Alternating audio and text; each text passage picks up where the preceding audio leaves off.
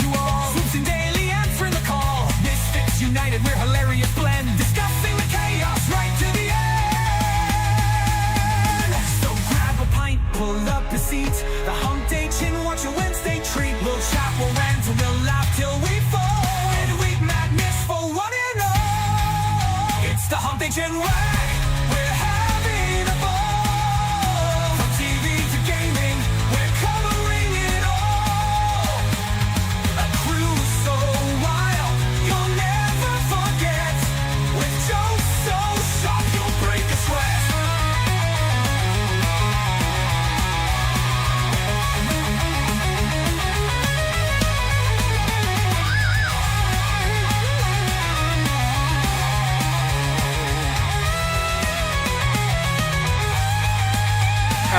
From Brits to Yanks and Germans too, this quirky crew's got laughs for you. We're breaking the news and breaking the mold. The Hump Day Chin Wag is comedy gold.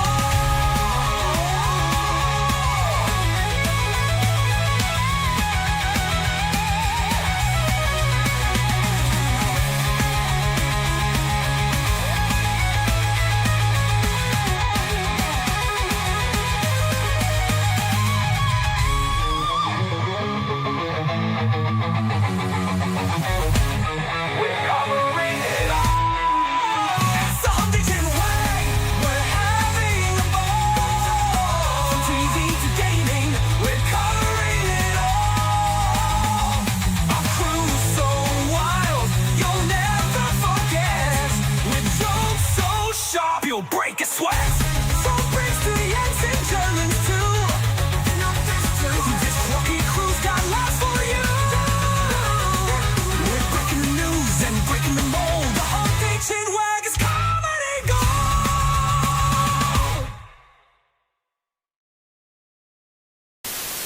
Rated R for retarded.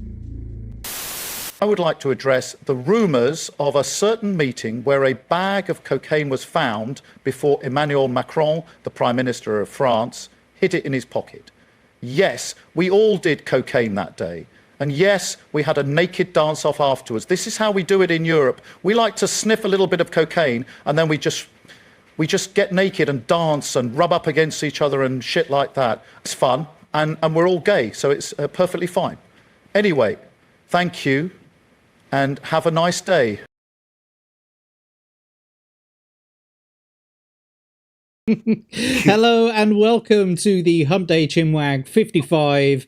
We're all here. Everything's going to go perfectly to plan. You may notice that we are missing a few guests today, and I will be your host for this evening. I am Jack Tarlad. Welcome to the Hump Day Chinwag. Unfortunately, Tombi is missing because he's gay. Smu is missing because he's night shift gay. Paul Hadouken is missing because he's pickle gay. And so you've been left with myself, Abe, Greg, and Hanayama and Yarnwich for today's show. And so Abe will be producing for me because I don't get permissions. But I'm going to present. That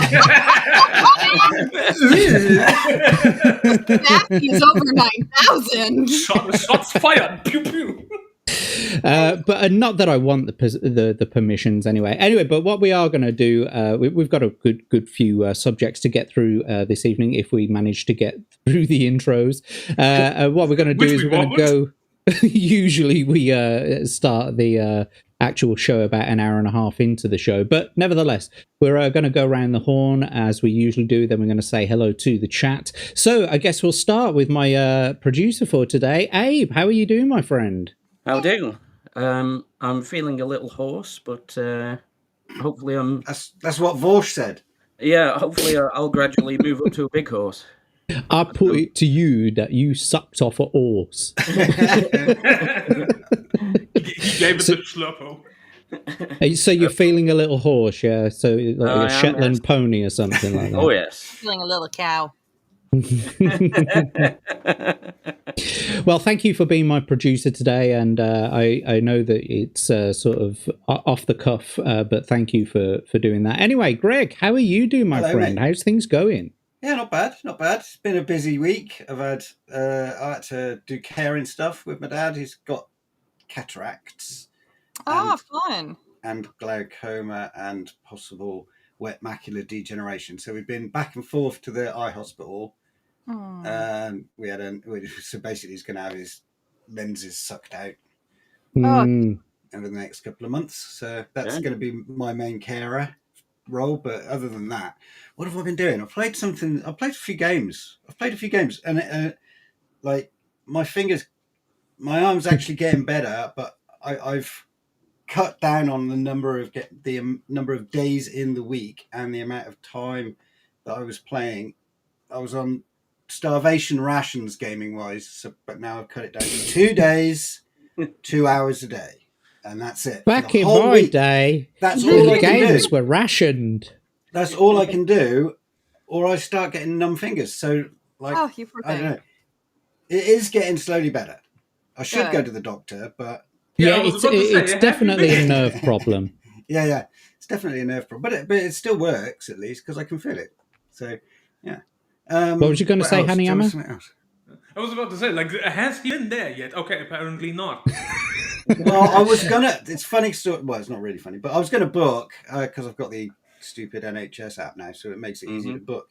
Whereas before, you have to do like a Squid Games procedure at the reception to even get an appointment with the doctors. That sounds about right. But and then I was about to get around to it, and then they sent me an email saying, because of the bank holiday, we're going to be closed until June or something. What? We're only taking emergency appointments. What? So you can't go and see them for a trapped nerve. Okay, so that's bullshit. That's bullshit. Okay, fair. How long do you have this problem again? Oh, remind me again. Like how long do you September last year. Yeah. So you could have taken care of this. Like since when? I'm taking care of it. You could have somebody looked at it since like. I've been to the osteopath every month, and it has helped. Oh, good. I'm glad. So I've been doing that. I've been doing the osteopath for freaking years with my bad back, and I'm actually 99.5% recovered now. It's just so much better compared to in COVID times. COVID times, I couldn't stand up for more than 10 minutes. Wow. That was it. And I had tennis elbow in both my arms. I couldn't lift a kettle to boil it. It came from my dad really fucking. Holy cow! Oh, Jesus. So yeah. That you couldn't lift a kettle. That's like a sacrilege for a British person. I know. But I had it in both arms, and it to be perfectly fair, it was gaming related. I had tennis elbow in both my arms, and I was like, he's never played a fucking game of tennis in his life. No, but it was Valheim. I was playing Valheim on a laptop at a dining table in a dining chair. So I was kind of like this, but I played it. Why would you do this? Because I didn't have a chair. I didn't have a desk or anything. I just had a that's what he had. Those are the kinds of injuries you sustain, like fighting. Oh yeah, so the reason why I didn't have anything was because I was on carers support I'm unemployed and I'm employed by the government to care for my dad, so he doesn't have to go into expensive homes and shit like that. So, but they decided I think it was 5 years or 4 years that I was supposed to get £80 a month for the whole, every week, £80 a week, rolling and nothing extra on top of that. And then they got in touch with me before I bought the PC and a new desk and a new chair. They were like, we may have miscalculated your benefits over the last few years. We're just doing a review. And I was like, okay, cool. And then they got back to me a few days later and said, oh yeah, we've underpaid you slightly. And just slightly, just a smidge. Yeah, just a smidge. I can't remember the amount. It was at least £5,500. They'd underpaid me in benefits. So I was scratching my ass. I couldn't afford to. I could barely afford to smoke. Oh my God! A cigarette, I was living off my dad's charity, basically. That sounds about right. Wow. So, what was it you was trying to say yourself, Abe, about those are the types of injuries? What? Because you kept getting stepped on. Yeah, with all of those injuries, that sounds like he was fist fighting in Iraq or something. Yeah, no, just virtual. Monkey knife fights. Just bare hand fighting Iraqis. I'm much better now, though. Good. so much better now. But, No, you yeah, no, Well, no. apart from the thank finger, you. it's just like having a numb finger is much better than not being able to stand up for 10 minutes. Or Thank you lift so both much arms. for the medical input there of your medical history, and congratulations on the windfall, Greg. We are going to move on slightly though. So Hanayama, how are you doing, my buddy? Good to see you, Mr. Kaiju Supreme Queen.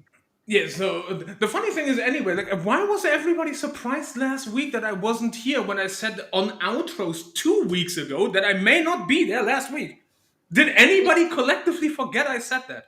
I think Because I was the Because only a lot one of who it- actually remembered. One at a Okay, I time. don't think I listened. Good. Yeah, I said on the last one that you probably weren't going to be here.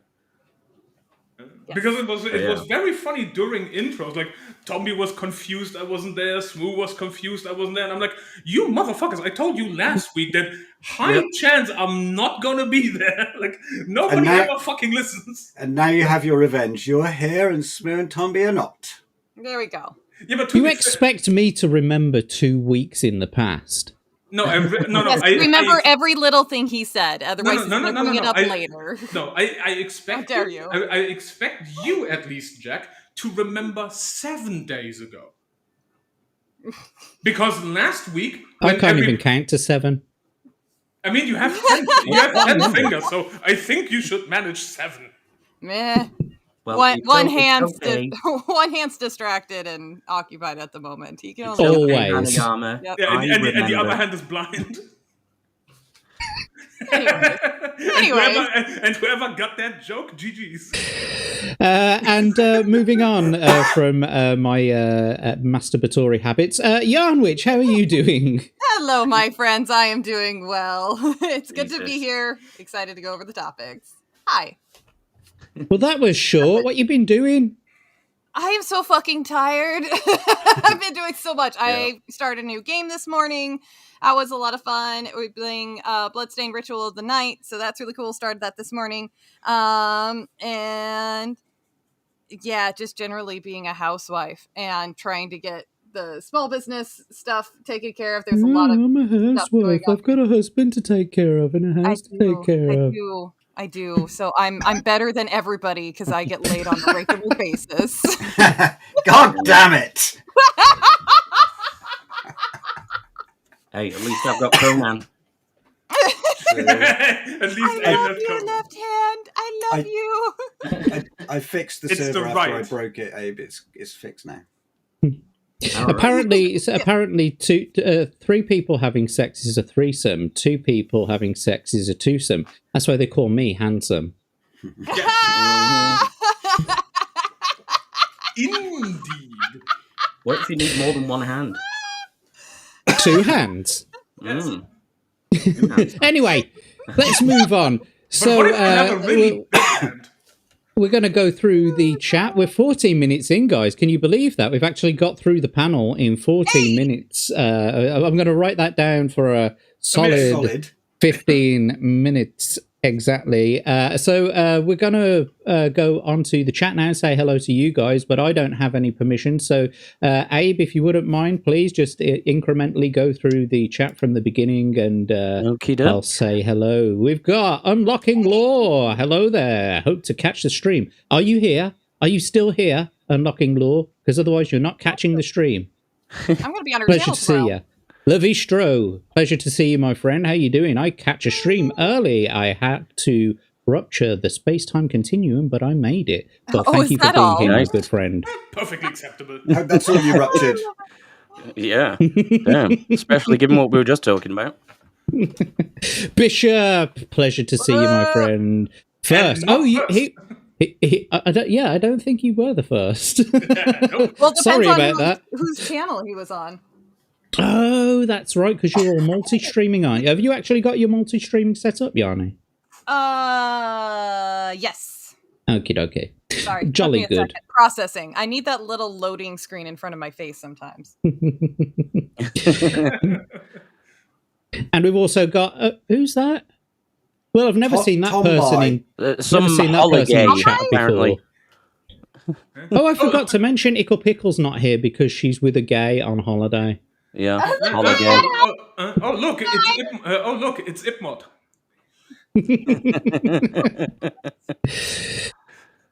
And Uncle Martin with the mountain bike, have fun there. I assume you're talking to Tombi with that one.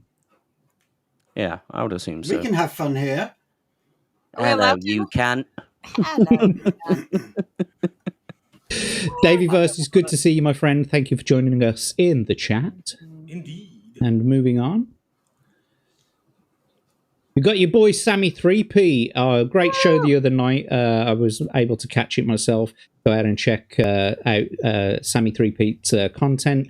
You managed to get through with the Rumble studio thing all right now, Sammy? I hope so anyway.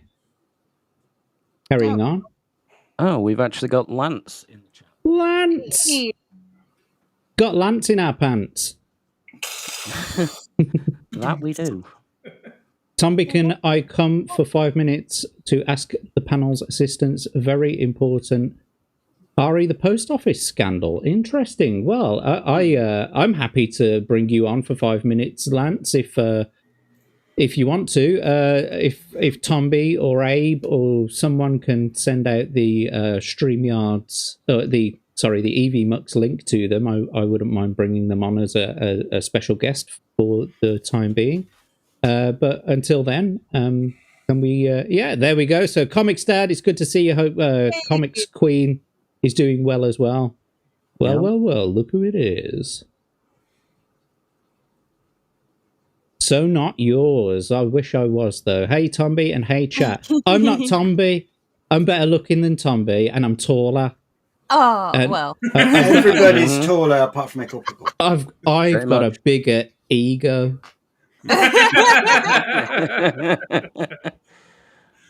Oh, we have a reprobate in chat.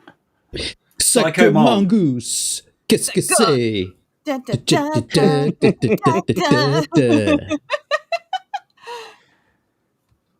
And we've got a little Jedi in as well. Kryptonian Jedi. Does kryptonite work on Jedi? Sure. Maybe a Kryptonian kyber crystal of some sort. I don't know. Imagine using kryptonite to making a lightsaber. Yeah. Then using it on Superman. Yeah. All you got to do is give it a black girl with dreads, and she can crack it into a red kyber crystal instead of a green rock. Yes. And then cut her hair with it. And then she'll smoke that rock. I just kind of put it in my bowl here. Anyway, Smu the DJ, good to see you, bro. I'm hoping to see you a little bit later, of course. And we've got Galadorn.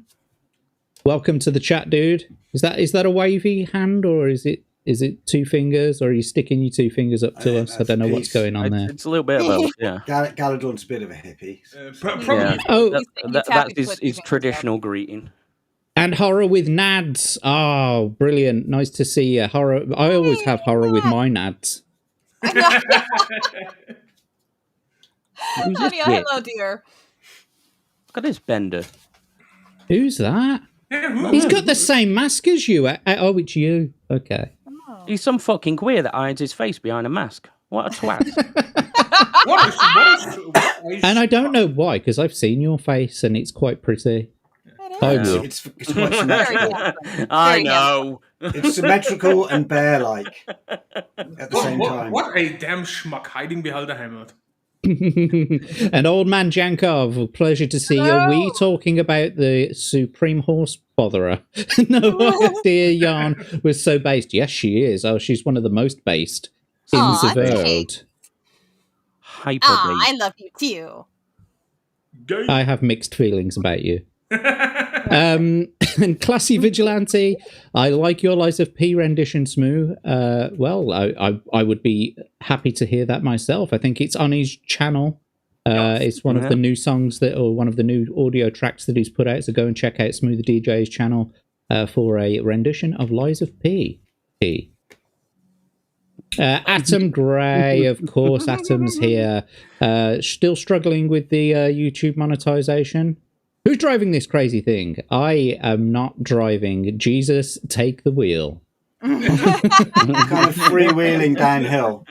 He may need it. Not just freewheeling downhill. I don't have my hands on the driving wheel, and I have put my foot on the clutch, so we are coasting all the way down that hill. It's like we're all operating different parts of the car Actually, right now. that could be foreshadowing one of our stories later on. Is how this is going. Crimson Shadow's back. What's the crack, Muppets? Good to see you, Shadow. Okay, we're actually getting through these pretty damn quick.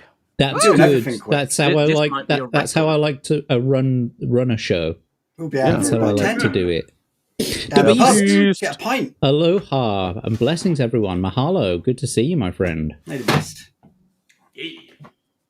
And we've got a little weasel who's somehow managed to sneak in. Weasel. Good to see you, mate. Hail everybody, he says. The weasel. Oh, weaseling his way in here. Alucard. Dracula Mate. 1884. Pleasure to see you, Alucard. Good to see you. Keep it going. I think we're done. Have we said hello to Davey Verse? Yeah, we did, didn't we? Oh, yeah. Yes. Hello, you cunt. Well, that's it then. We've managed to get through the intros and the chat In in a 23 minutes. record. It is possible. Yeah. And 20 that's the whole Thanks for show. my lottery Thanks for ticket. tuning in. We'll see you next week. And now the memes. Nothing that's gonna come up is gonna beat 23 minutes on the intro, so we're done. Just Well, take the W and leave. The other thing is as well. I mean, we are 3 core guests missing as well, so we all seem to have all seem to have something to say usually, and I guess that it helps having a few less in terms of timekeeping and conversational stuff, because we're not all trying to step on each other, trying to talking about things, and yeah. So anyway, but we do have some subjects to get to today. So I haven't researched for this stream. This was thrust upon me in the last half an hour, so I don't know what we've got in terms of subjects. So I will let our producer for the day, Abe, take the wheel from here, and let's go for it. So you're saying fuck it, we'll do it live? Yeah, we are Fuck it, live, we'll do it live. Yeah. live and Cheers. raw. We'll start with some of Greg's links. Oh, I. Some of Greg's links. How many did you fucking post, mate? There's only 2, really. Okay. First one. Let me just figure this out. Wait, what? Davey. Who is Korean Jesus?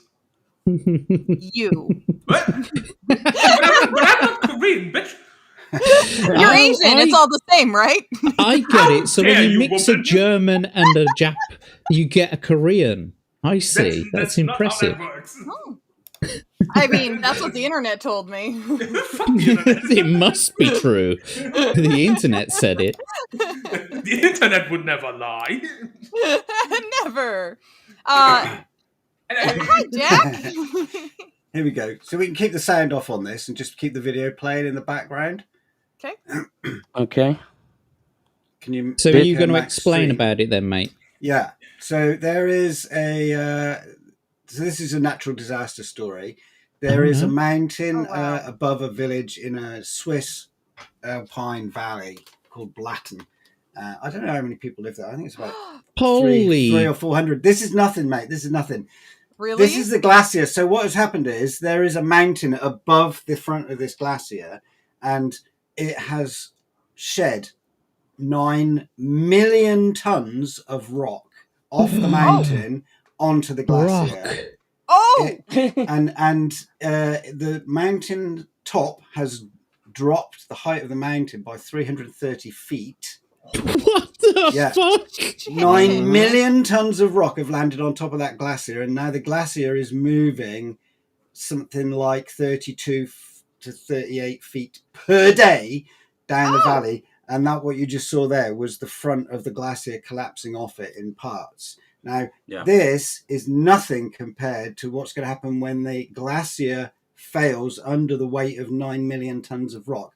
If any more shit comes off the red zone in this, which is not slowly, it is collapsing en masse onto this thing, the whole lot, the 9 million tons of rock on top of the glacier, and probably an equal amount, let's say 9 million tons of ice, so 18 million tons of mountain slurry is going to shoot down this valley, and you wait until you see where the village is. It ain't going to look good.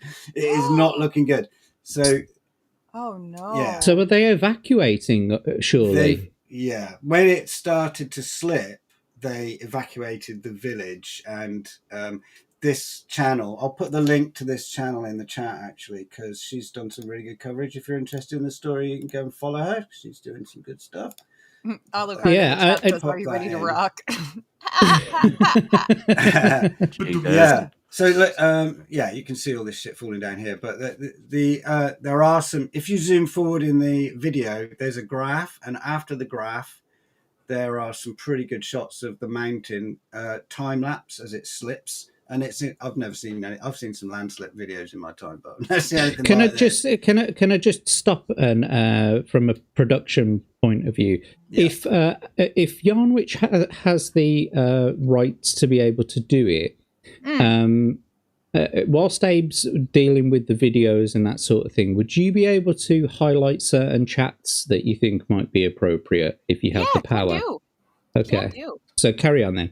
We've got a few other people to say hello to, but we can do that. I'll catch them. I was seeing some come in, so I'll catch it. Thanks.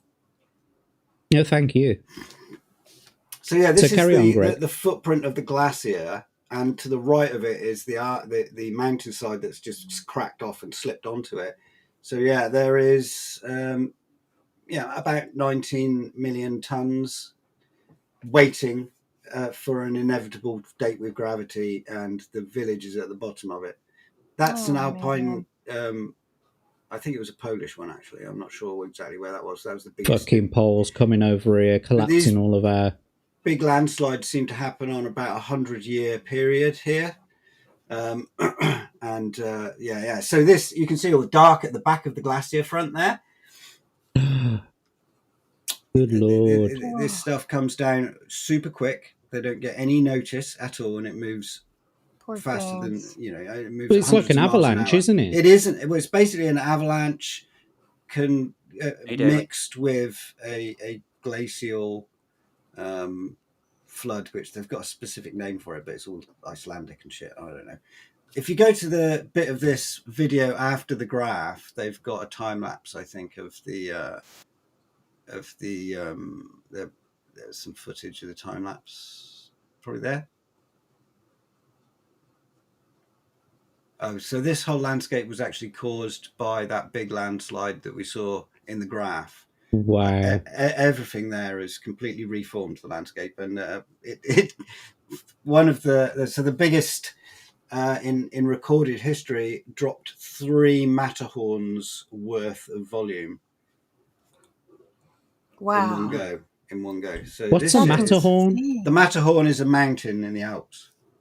Oh, okay. I thought it was a genuine measurement scale. No, it's just 3 times the Matterhorn. It's just 3 fucking big rocks. I was going to respond when he said, "What's a Matterhorn?" I was going to say, "Nothing. What's the matter with you?" This is an example of the volume involved. So this is the largest building in Zurich, and it looks like Minecraft. Yeah, it's just a block on a virtual space. So she calculated it's the volume of rock that's landed is 22 of these blocks filled to the brim with solid rock. Unfucking believable that. And imagine that coming down on your head. The potential energy involved in that is just insane. It's off the charts.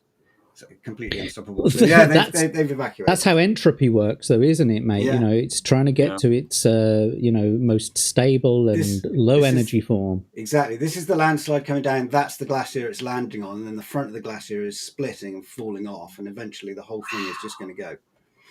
Oh, that's wild. Yeah, and that's the village it's going to land on. It's terrible.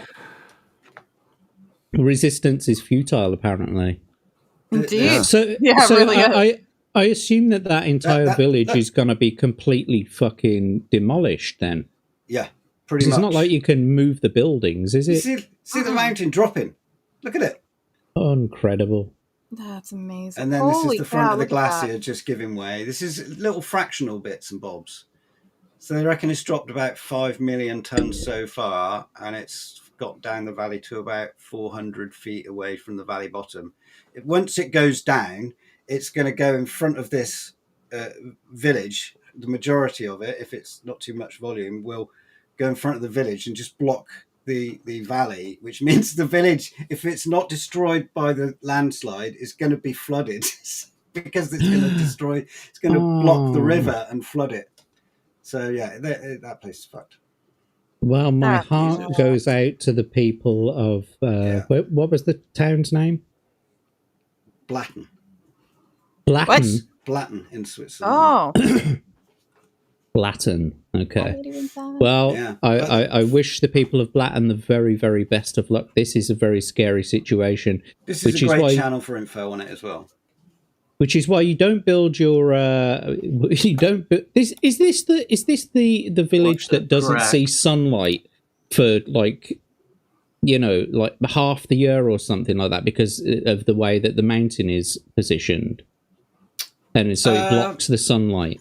I'm not sure. That sounds like most of Switzerland. I don't know. Anyway, I wanted to bring this up because I like watching things fall under gravity. Galadorn has I got to be honest with you. Oh yeah, so yeah, that's a good point. The warm temperatures, they've had a mild winter, and now we're coming into summer. So it's basically freeze thaw action, they think, that's caused it. And now things are going to get hotter and hotter. So there's no way this is not going to fail. It's going to fail. I can't wait for all the conspiracy theories coming out saying like, oh, seconds before the initial fall, blasts were heard. Our theory is that this is to push the narrative of global warming and yada, yada, fucking yada. Well, some people were talking about getting the military to missile the mountain and stuff. And they were just saying, that'll bring everything down in one go. And like, it will be completely uncontrolled. See that? Blatten is at the bottom of that red thing. That's where all of this is going to end up. All of this. The thing is, though, Greg, is jet fuel doesn't melt Swiss Alps. No. Probably melt a glacier, though. Anyway. Wow. Incredible. That's a good shot. Such a shame for them. I really am worried for them. It's part of mountain life. It's an unfortunate thing. True. But every 100 years or so, one of their communities gets hit with a fucking great big landslide. It happens in Canada. It happens in America. It happens there was a big one in America. Yep. Yeah.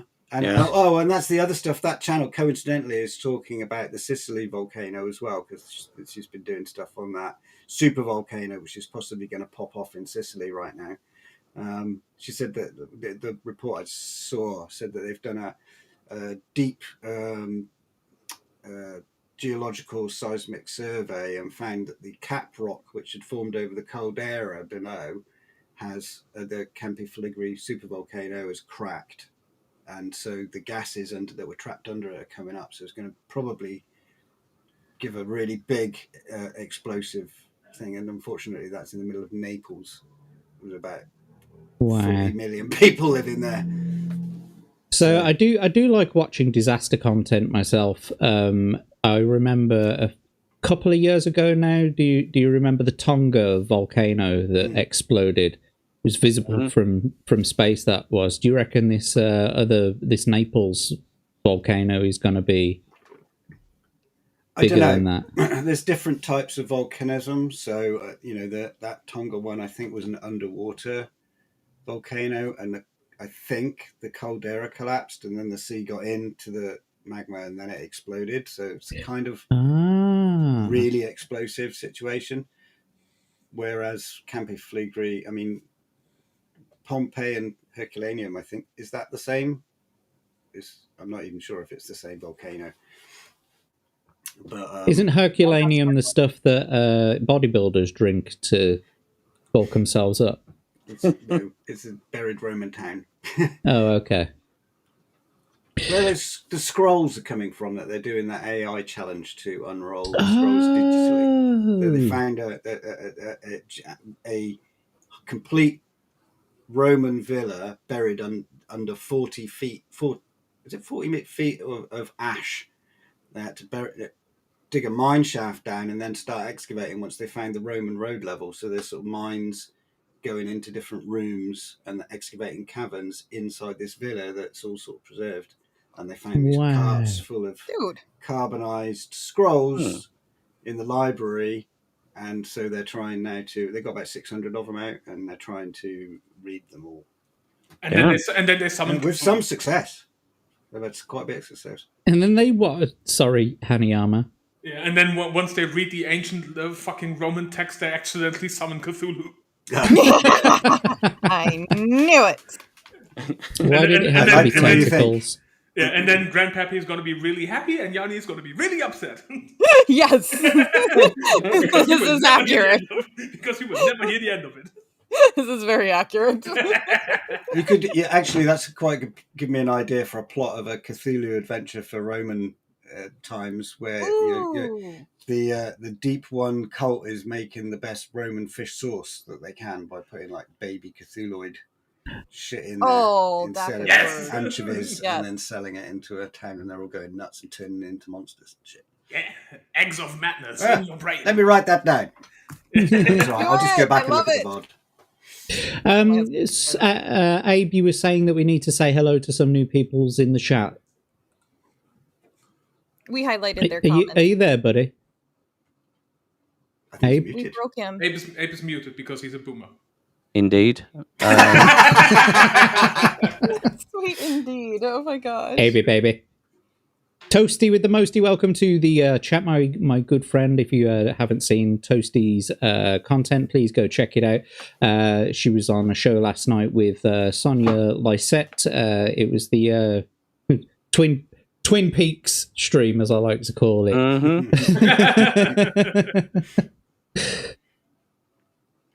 And Sergeant Giratina. Yo. Hi, guys. Pleasure to see you. Thanks for joining us in the chat. Flame Mage, of course. You never miss a show nowadays. So, sup dudes to you, too. Yeah.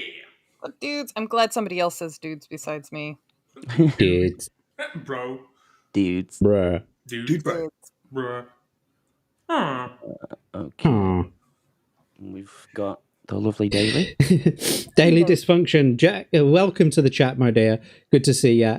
Jack Tarlad, can you keep Camilla and her tampon over there forever permanently? I'll throw in a box of Yorkshire Gold. If you just said olive oil, I'd have snatched that out of your hands. But I can't. But like, what a weird thing to write to your girlfriend. Like, I want to be your tampon. Because for people okay, I need some context. Yeah, so for people who don't know, this was a leaked love letter from Charles when he was Prince and he was still married to Diana. He wrote a love letter to Camilla talking about how he wanted to be her tampon, etc. Wow. What a fucking thing to say. No, Alucard was saying she's a dude. Are you thinking of the wrong one? You're thinking of Macron's husband. Yeah. Have you heard that theory that it's not only a man, Macron's quotation marks wife, but that it's also his dad? Oh, I haven't heard that. And his uncle. Oh, yeah. So my own grandpa. So French Alabama shit. Yeah, so there is like a flow chart of a family tree. That if it's true that Macron's wife is a man, and it is the man that they think it is, then it actually turns out that it's not just his lover, but it's his dad too. But I think what's more freaky about the entire situation is that even if she truly is a woman, which of course we have to take the word of them about it because there is no real proof. She still groomed him from a very fucking young age. Yeah. She was his teacher. Nasty bitch. Nasty bitch. Yay, thank you. Snorterpoopers Q Burr. How are humans and other critters? Good to see you, Snorterpoopers. Welcome to the chat. Awesome name. Good to see you. It is. Snorterpoopers. It is indeed. And was that it? No, but like that one is just funny because like they met when like he was 15 and she was like already like 39, 40. That's so gross.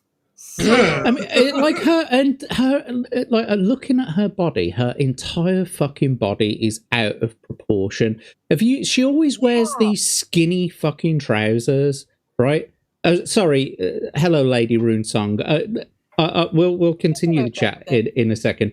I'm just trying to point out some things like her body is completely out of proportion. Like her legs are so skinny and thin, and then her upper body, she's got these really fucking broad shoulders. Do you know what I mean? Have you ever seen her sit down? She sits down like a bloke, like she's got something between her legs there, like proper man spreading, scratching her bollocks. She's got a good right hook though. Right in the face. So for those of you who don't know or who haven't been keeping up with the news recently, Emmanuel Macron and his wife turned up in Vietnam for some kind of presidential stuff, but there was some images caught by the Vietnamese press as the door of the jet opened. And it's Macron talking to someone from behind, like the first class section, and all you see is this hand like coming from the first class section and shoving it in Macron's face, and like he realizes that the cameras are on. He's like, "Hi." I wonder if I can find a video of it real quick. Yeah, if we can find that video, that would be great. But one of the things that people have been pointing out is the poor Vietnamese flight attendant that was opening the door. She's actually got a ripped tunic and she's got a bloodied shoulder. So I didn't know that. So I have the video here. It's in the private chat. Because I just sent this yesterday to a buddy of mine who was like, I'm like, want to see Macron get pie face? Much faster. Yeah, that's basically what it is. Like he just gets pie face, be like, get the fuck out of my face, bitch. What if it's Russian propaganda? Don't you know? Oh yes. What if it is Russia? It's always Russian propaganda. Yeah. What was the thing that they said was Russian propaganda? Oh yeah, so this whole Ukrainian, this whole Ukrainian fucking rent boy situation with the Starmer properties, the Hunter Biden laptop. It's all Russian disinformation, folks. Hello, Abe. Oh, hello. Hey. Hey. Oh. There we are. Yep. See? And he's got. Look at his face. This is a little slow too. Oh, it's both her hands. Yeah, it's both hands. And then you realize, look at his face. Yeah, hi. Hi. Like he regrets his life right now. wait for the Fuck, I shouldn't have married my dad. Wait for the slow and then watch his face. No. Watch his face when he turns back to the aisle. Yeah, it's and they zoom in on it. Watch his facial expression. If you freeze frame, you can punch her straight in the motion. If you freeze frame, you can see the moment he actually dies inside. Yeah, you can literally see him fucking. No, it's not here. It's not here. It's but when look at that. Yeah, that already is like shit. I'm fucked. Like this is Hi shit. Guys. So, but wait when they zoom in. There, right there is when his soul fucking dies. It's like, But if you look at the right side of his... the right side of his face. The right side of his face. Tell if that's a shadow or if that's injury. Well, he's got sideburns. He does have sideburns, doesn't he? Yeah. So yeah. All right, maybe it is a sideburn. Yeah, maybe it is. But But Sideburn. have we got any images of the flight attendant shoulder as she sort of comes out to, like, if you scroll to a different video perhaps because this one's too short. yeah, this was just the one that I sent to a buddy of mine. He like want to see him get pie face. You just need the Pac-Man sound effect and it'd be Chef's Kiss, yeah. No, that's Mario, isn't it? Yeah. Oh, that works too. Kind of. No, you need the sound effect of when Sonic gets hit and loses his rings. That's the sound effect you need. Never mind. It's hello, Jonathan Stevie. Hello, you fancy fuckers. I do not fuck, but I am fancy. Nevertheless. So I don't know if anyone's searching for the video of the flight attendant, but if you are, just we'll bring it up in a little bit. Battery H 1862. Greetings. Pleasure to see you, my friend. Who else we got? I think we got. Oh, the Tombi bot there as well is saying we're on a mission to get Smu a new PC. His current setup is older than Bend Over, old as fuck. So he could use a little help, and so his link is there for the Give Send Go. And also, while we're on the subject of Give Send Goes, $9,720 has been raised in the Jacob Ironside Fund. Which is almost very, very close to 50% of the way to his total. But I am assured by Jacob, by one of his previous Twitter posts, that he got the new keys to his new place recently. So well done. Good for you, mate. I'm so happy for you. Yeah, now it's all the expenses of moving in, but they got the house, so that's great. Yeah, that's already like good news. Nice. Mm-hmm. So good shit for Jacob. Yes, and so I, whilst I think Yarnwich is trying to find that thing. I am. So Abe, if you could please, what would we talk about next? Well, this is another one of Greg's. Okay, here we go. Yeah, because you've got to cough and do's because dead air is a crime. That's my smoker's cough. I just cough all the time. That's why. Keep it up, buddy.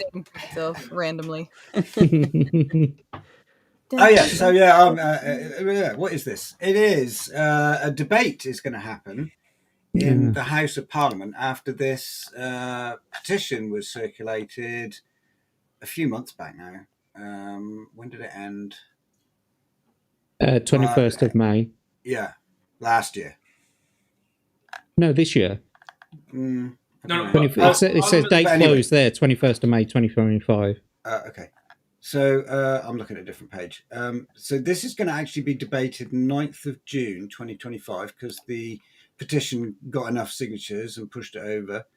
And so the petition is to ban non-stunned slaughter in the UK, to ban effectively kosher and halal slaughter techniques in the UK as an animal rights kind of consideration. Interesting. And the British Muslim Council, I believe, have raised objections because they've basically said we'll all have to leave. Wow. Well, anyway.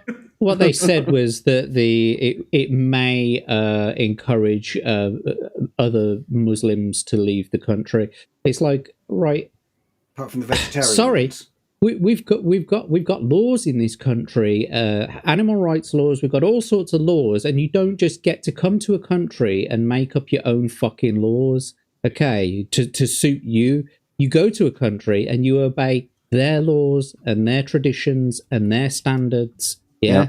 That you don't get to come into a country and fucking start dictating law. Yeah. Also, Smu. No. What's Smu saying? He asked will this non-stun slaughter also apply to the general public? Nope. Yeah, so people of London, the cultural enrichers of London, if you are going to stab someone, you've got to stun them first. Yes, first you knock them out and then you stab them. That's the correct way to do it. And the easiest way of stunning them is just to give them some alarming news before you stab them. I mean, I don't think they're actually going to do anything about this because they did respond. The alarming news is when you pull the knife and be like, "I'm gonna stab you." Yeah, the government would prefer all animals to be stunned before slaughter. Oh, but put it back up, mate. I was just reading that. The government would prefer all animals to be stunned before slaughter. You've blocked it. Scroll up. However, we respect the rights of Jews and Muslims to eat meat prepared in accordance with their religious beliefs.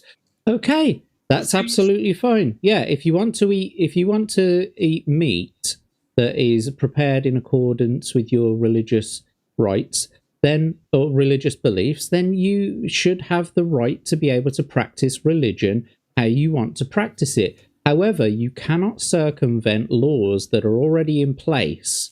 Right. So, like, you know, if there is a law to state that an animal must be stunned, right, you can't just circumvent that. A way that you can do it is by, I don't know, maybe get your meat off Amazon, order it from a different country, that sort of thing. I think one of the things that I'm being hyperbolic. One of the things they've said, the government have said, is that they've been working with halal and kosher butchers to demonstrate to them that stunned slaughter is halal or kosher, rather than, you know, because the animals are alive when they're killed, which is, I think, the requirement. Well, it's not just that. They're hung upside down. Yeah, they're hung upside down by their ankles, and they get their throat slit, and they are left to bleed out upside down. That's how it's prepared, and like that, you know, some ritual things are said, you know, religious ritual things are said. But I mean, I think I'd rather be knocked out personally as a human. And I know we can't anthropomorphize, but if you are going to turn me upside down and slit my throat, you know, at least fucking knock me out first. Yeah, at least give us a solid blowjob first. Come on. Some sort of I mean, maybe not the pigs or the horses. The thing is they're awake for it, and what a horrible way to go, because it's slow. It's not an instant kill. It's slow. So, and they're awake. As far as I'm aware. Somebody correct me if I'm wrong. And so what's more as well is if they're knocked out, they don't release as much adrenaline. The reason why we have humane animal slaughter, or one of the reasons why we have humane animal slaughter, is we bring them all in, you know, bring them through nice and calm, or as calm as can be, and then we stun them before they get the opportunity to become scared, so that when we do actually kill them, the meat is not completely flooded with adrenaline, which taints the meat. It gives it an awful adrenaline taste. Except in the the situation of an ortolan bird. I don't know if anyone's ever heard of an ortolan bird meal, but it's like a French delicacy. So ortolan birds are these tiny little cute little birdies. That's like, you know, ever so small. And so what they do is they care for them, and they you know, they treat them so kindly, and they you know, make sure that they have one of the most fulfilled lives that they could possibly have. And then what they do is, just before preparation, they drown them in amaretto whilst they're alive, and so their lungs fill up with the amaretto, and then they cook them, and it's prepared to you on a dish, right? God! And what you have to do is you have to eat the entire bird whole, with the bones and everything inside of it, the whole thing. You eat the entire thing whole. But you have to do it under a napkin, and the reason why you have to do it under a napkin is so that God can't see you. committing this atrocious act against. Disgusting. Because apparently God that- can't see through fucking napkins. Apparently, yeah. What the fuck? Yeah, that is so It's also atrocious. illegal. That's a big element of it. Yeah, and it's legal. So, and the funny thing is, Yanni, and you wonder why we constantly shit on the French. Yeah. Uh, The British have been at war with the French not for really. about 1,000 years. I don't question anymore. It's like, and you wonder why we just love shitting on them.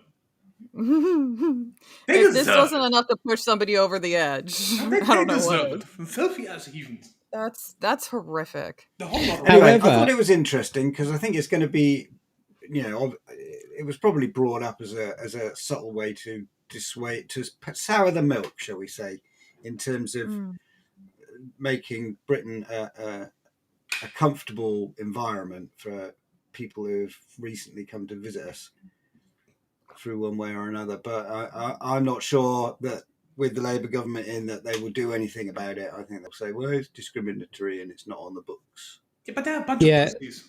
Yes, they are. They have absolutely no spine whatsoever, and they just are appeasing to the barbarian hordes at the gate. I'm afraid to have to fucking say. So yeah, it's not going to happen, or at least I don't believe the same as you, Greg, that anything is going to be done about it. Does anybody else have any final thoughts about this? Oh, let's be honest. Your government is shit and they're not going to do fucking anything about it because heavens forbid they tip on anybody's toes outside of their own countrymen's.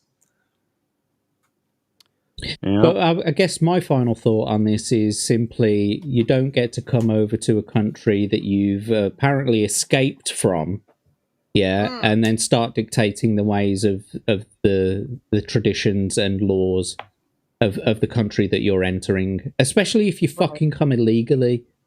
Yeah? If you're coming over here illegally, then you have even less rights than anybody else. Yeah, you're Okay. a criminal by default.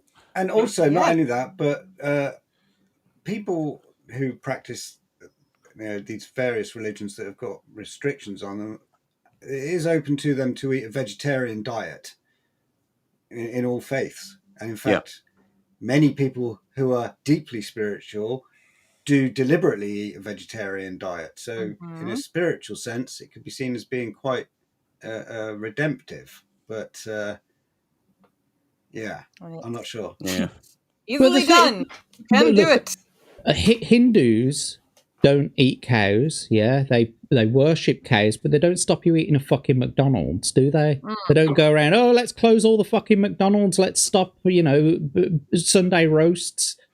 You know what I mean? They're not. In fact, I bet some of them would enjoy a Sunday roast. But nevertheless, We've got a revelation here. Get Dan Carvery. They're coming over and they don't even have legs. and Jack, on that, the Hindu even have one specific 2-day holiday, which is a religious holiday where they are allowed to eat beef. Oh, is that so? I didn't know that. They also have these rituals where they cover themselves in cow piss and shit as well. So, swings and roundabouts. That's not no. That's not Hindu. That's Indian. There are also Indian sheep. cases where in towns that are in the south of India, there have been cases where people have accused people of killing a cow and butchering a cow, and they've literally been mobbed. Beat the shit out of and killed by an angry mob of cow worshippers. So it's probably it goes both ways. Everyone needs to stop being dicks to each other, really. Yes, for those of you in the chat, just so that you don't, in case you don't know, Tombi is not here. He's going to try to make the last hour of the show, but as Atom Gray said there, he's actually traveling around the United States at the moment. I believe he's property hunting, and I don't think that's any secret. He said before. He's doing very well. He's enjoying the food. He's enjoying the sights. He's met a few people from our chat already. I believe he's in Salem at the moment, and he's been to Boston. And so, he's doing great, but he's traveling. He's taking more than one step without dribbling the ball. He's keeping Rick away from the chats, so he's doing God's work. Occupying Rick Cleary. Yeah, we're at least 50% down on the chats this week because Rick's not there. Yeah. Robert Harby, welcome to the chat, my friend. On a cheerier note, if a man and a woman need a marriage license, what do two lesbians need? A liquor license. I'm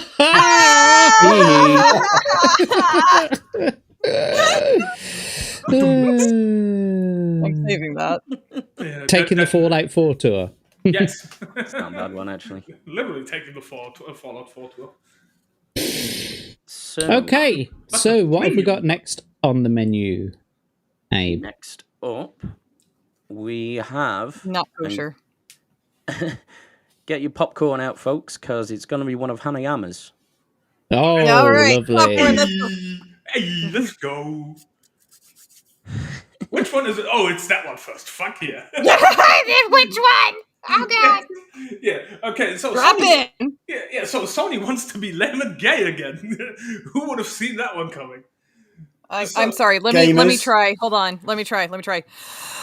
Oh my god. What? No. I can't believe it. No, it's not working. Never That, mind. that was pretty good. It was believable. No. Oh, thank you.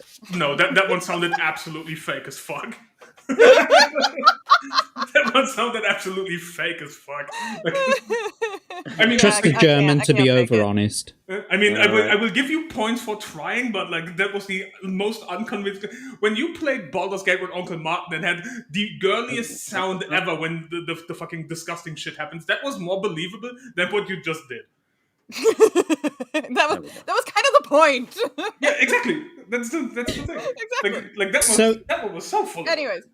So talk us through this then, Hanayama. Yeah, so Sony basically is like, okay, how about we file for a patent, and if Abe scrolls down the page, you can even see the image of the patent, because it's there it is. So it's the bad actor detection system, and basically what this would do is, if you use the like in-game voice chat and all of that shit, because Sony now can listen in and record, and even if you use in-game chats that are linked to like PSN and all that bullshit, Sony is allowed to basically spy on you if certain particular keywords are used. So they don't listen, according to Sony, they don't listen to everything you say, but if certain phrases or words are repeated like more than once, then the system would trigger. They would see what has been said, what has been written in what context. And you know how China has their whole social point system for if you get like bad social credit? They would basically implement the same thing. And if you misbehave and be a naughty boy on the video games, they will literally limit how much you can play a certain game or use a certain app based on how bad you behaved. And basically, you get put on penalty time and be like, yeah. And once this timer runs out, then you get back. Then you get set back to like normal playtime. And if you misbehave again, they're gonna restrict you even more. So, how about Sony? You go fuck yourselves. Go fuck yourself. Fuck yourself. That's just an idea. Because like honestly, because it's like honestly, what the fuck? What the fuck is this? Yeah. So what the hell? Yeah. Okay. So See, you mind your P's, you mind your Q's, and then you get rid of the R's. I think is the Artards. Yeah. It's like okay.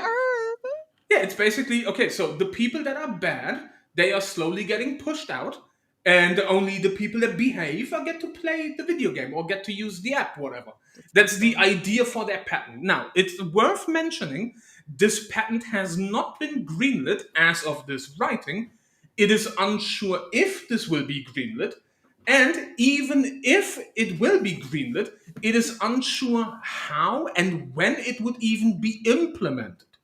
However, Microsoft has also a similar, like a very similar patent, and the one that Microsoft holds will not limit you from the apps specifically, but they will simply just disable your voice and or text chat, which is why nobody uses the Microsoft in-game chat system anymore, and everybody just uses Discord or anything else. Is it just me, or does this sort of look more like they've got a bunch of white people. Now there's black people. It's the DEI. Now we're insert. getting rid of the black people. That's kind of what it looks like, isn't it? That's a stretch. No, but basically, this is what the patent would like allow them to do if greenlit, and so they could literally punish you for being like if you play on a Sony system, let's say you play Call of Duty. So if you say anything naughty in the Call of Duty in-game voice chat, they could say, how about you play Call of Duty only for like 2 hours a day because you have been naughty in chat? Like that's the idea. Like we need to train people to behave. It's like, how about you go fuck yourself? Like literally. How about you just go eat a dick? Yes. We get lots of happy faces again. This is one of the reasons why I'm a PC gamer, and I've never really liked the idea of buying into one of these console wall gardens. I decide what hardware goes in my machine. I decide, what things I want to upgrade, and I decide what software I put on it. So I'm not really beholden to any corporate HR department and DEI department inserting their crappy ideals on how the world should be run. I got to be honest with you. As soon as Sony bought out the sort of PlayStation Network, and you had to sort of sign up for that to be able to even fucking play games or whatever, that was it for me as far as PlayStation went. The last PlayStation console I owned, I actually own a PlayStation 4 now. But the last PlayStation console I bought and owned of my own was a PlayStation 2 Mini, the one with the flip open lid, right?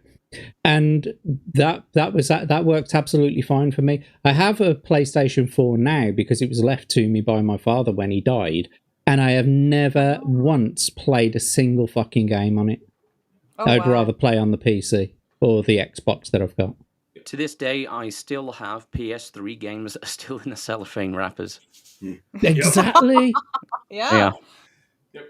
No, but I just found this, obviously, and I thought, like, okay, so we now try, like, this is, like, remember the quote from the one, like, the head investor on BlackRock when he said, you need to force behavior, you need to force change? Like, that immediately came to my mind while I read that shit. It's like, we're going to force positive behavior. It's like, yeah, right.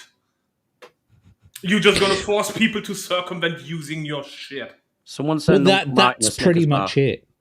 Sorry, what did you say, Abe? Someone send Uncle Martin a Snickers bar. He's breaking out the foreign languages. I know he's typing in something that none of us can read. Right, so I just want to go back to something that Galadorn says. Does an Xbox do that too, or no? So the way that I understood it was that Xbox, you could pay for the live, the Xbox Live thing, which would enable you to play with other people on the interwebs, right? Yes. But you could still play and download games, pay for games, download games onto the Xbox, even without paying for the Xbox Live Gold Pass or whatever it was. But when it came to Sony, you actually needed to have an account, you needed to be paying for the subscription in order to be even able to like download games or fucking play games or even let you use the console. Am I correct in that or not? Yes and no. So you can use the console. If you have a game downloaded, you can play it regardless of your PSN status. However, if you don't have PSN, let's say you play Stellar Blade, which you don't need the online option, but if you don't have your PSN and your PS Gold active, you could not download the latest patch. Because that now requires the online connectivity that you only get with the PSN subscription. So if you have the game installed and your PSN runs out, you can still play it, but you could not download the latest patch, download the DLC, whatever. You could not download a second game unless you had pre-purchased it, because you need to have the purchase done in PSN, and then it gets put into your library, and then you can just download it. And with the Xbox service, Xbox Live is only needed to play in a multiplayer online session. If a game gets a patch, if a game gets an upgrade, whatever the fuck, you do not need Xbox Live to access that content. If it's a game you already own. Mm-hmm. What was that thing that Uncle Martin was just saying there? I believe it was about it's different. It's completely different. It's so much different now. You don't need a PSN account to play, but they blocked games from being sold in countries that you can't create a PSN account. It's like, great business model, guys. Let's just stop people in random countries where they literally can't create the account that we need them to. So we just won't sell games there, I guess. Straight up. I mean, basically, remember the Helldivers 2 drama where they blocked it in like 177 regions because they don't have access to the PSN network, which is like the dumbest shit ever. So, has anybody got any final? I mean, sorry, I won't step on your toes here, Hanayama. Is there more to this story, or have you encapsulated it enough? Yeah, so that's basically the gist. Like, they have filed for the patent. The patent needs to be greenlit. Even if it's greenlit, we have no idea when and if they could even correctly implement it. So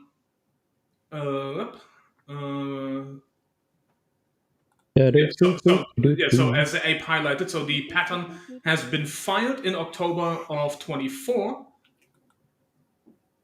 And the patent has been published, which is why we know about it.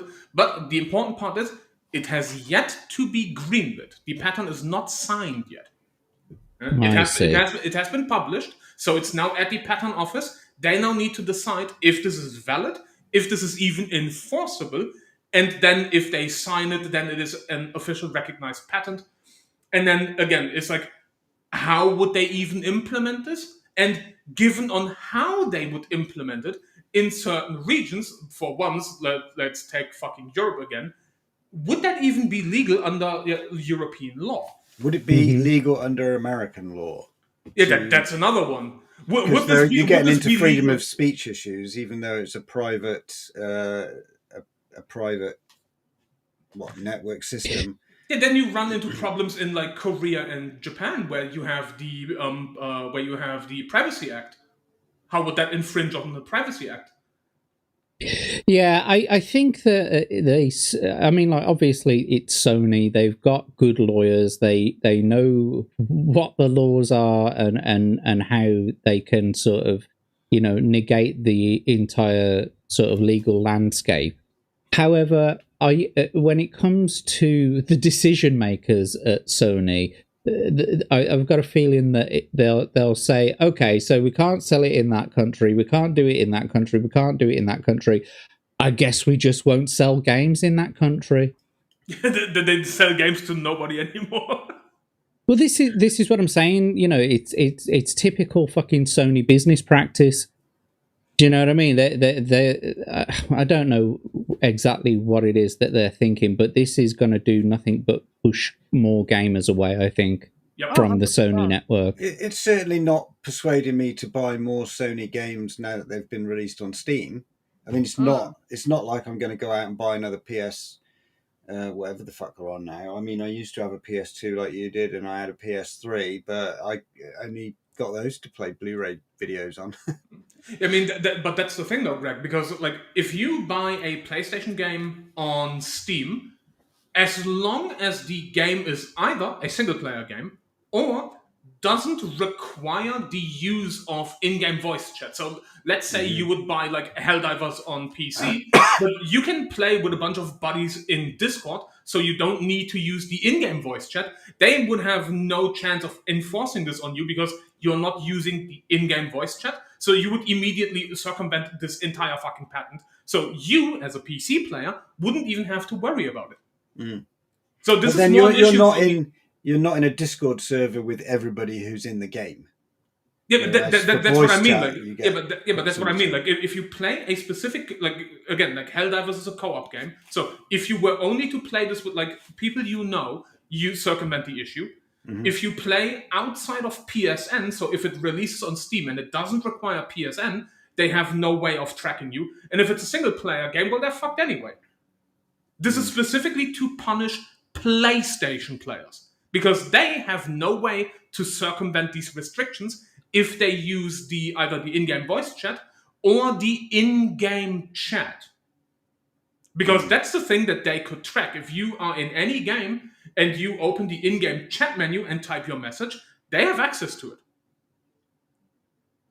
I'm just going to take a quick look, because Adam Gray dropped a banger of a message just then, and it kind of made me think of something. So I'm just going to look at this, because I want to look at a game company or console company taglines. Yeah. So, but in the meantime, I would like to pass this question up. So, Abe, Greg, Yanni, obviously, and chat, what are we thinking about this dumbass Sony patent? Well, there's going to be ways around this, like some way. And if there isn't, it's just going to encourage piracy in private servers. Doesn't Discord have an app on PlayStation and Xbox? So Discord does have an app on PlayStation, I think. On Xbox, they definitely have.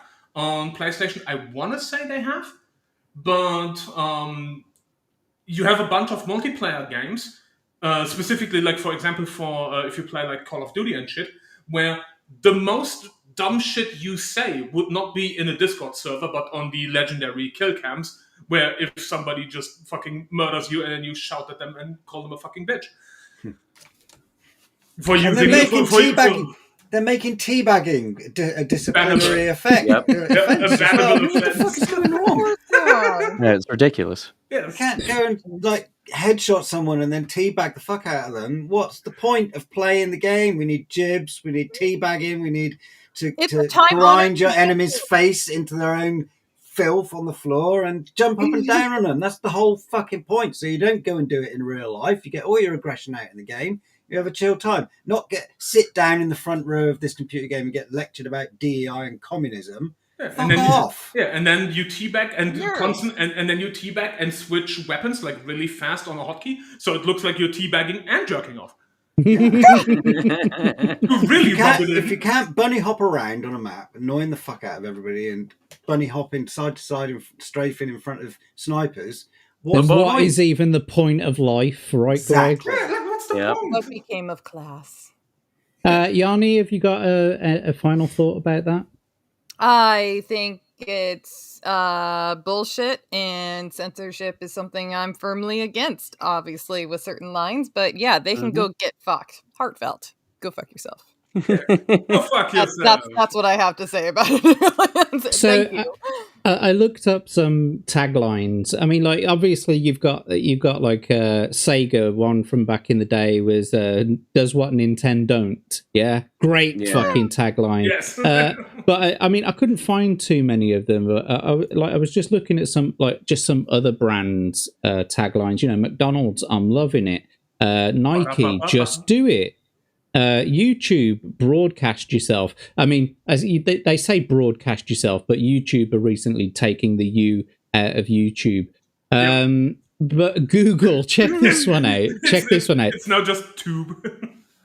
Google's tagline, according to this infographic I'm looking at, is "Don't be evil." Yeah. Yep. They officially retired that. They officially retired that a few years ago. That was their launch. One of them statement.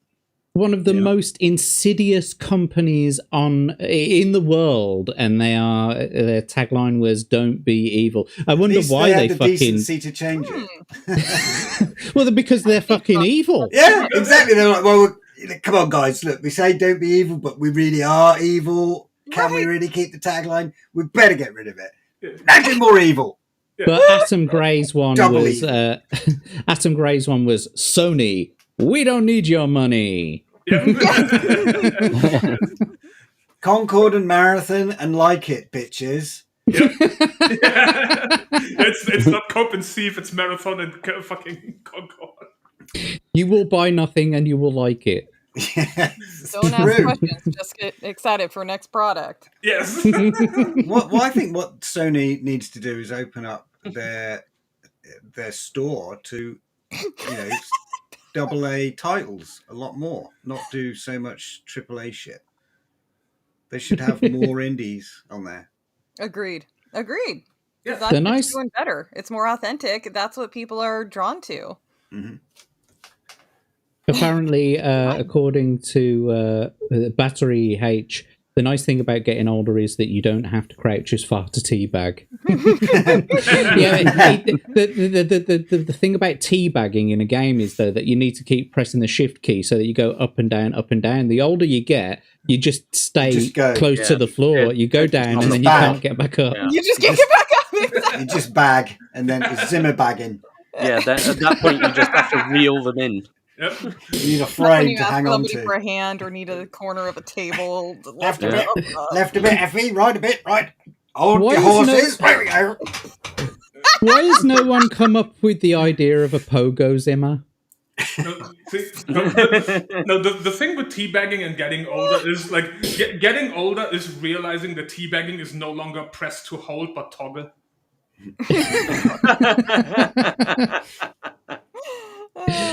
Okay, then. Put, ball sacks on our walkers as we get older, so we can teabag with our walkers. No, one of the beauties about guys getting older is that you don't need to crouch at all to teabag someone. They just teabagged and I can't get up. Pull me back. Imagine blowing your back out while teabagging. So what brings you to the ER today? Well, milkshake. Call of Duty. I teabagged. He called me a gamer word, so naturally I responded in kind. and then he got shot in the dick. I believe, is this one of your subjects, Abe? I think this was actually going to be yours. Mine? Aww. I didn't put any subjects in the. Well, I thought you might cover it because you said you were going to be watching it, and I watched it. Mentioned it a few times. Then I watched it. I didn't see this one actually. I haven't read this Associated Press article because I don't read the Associated Press.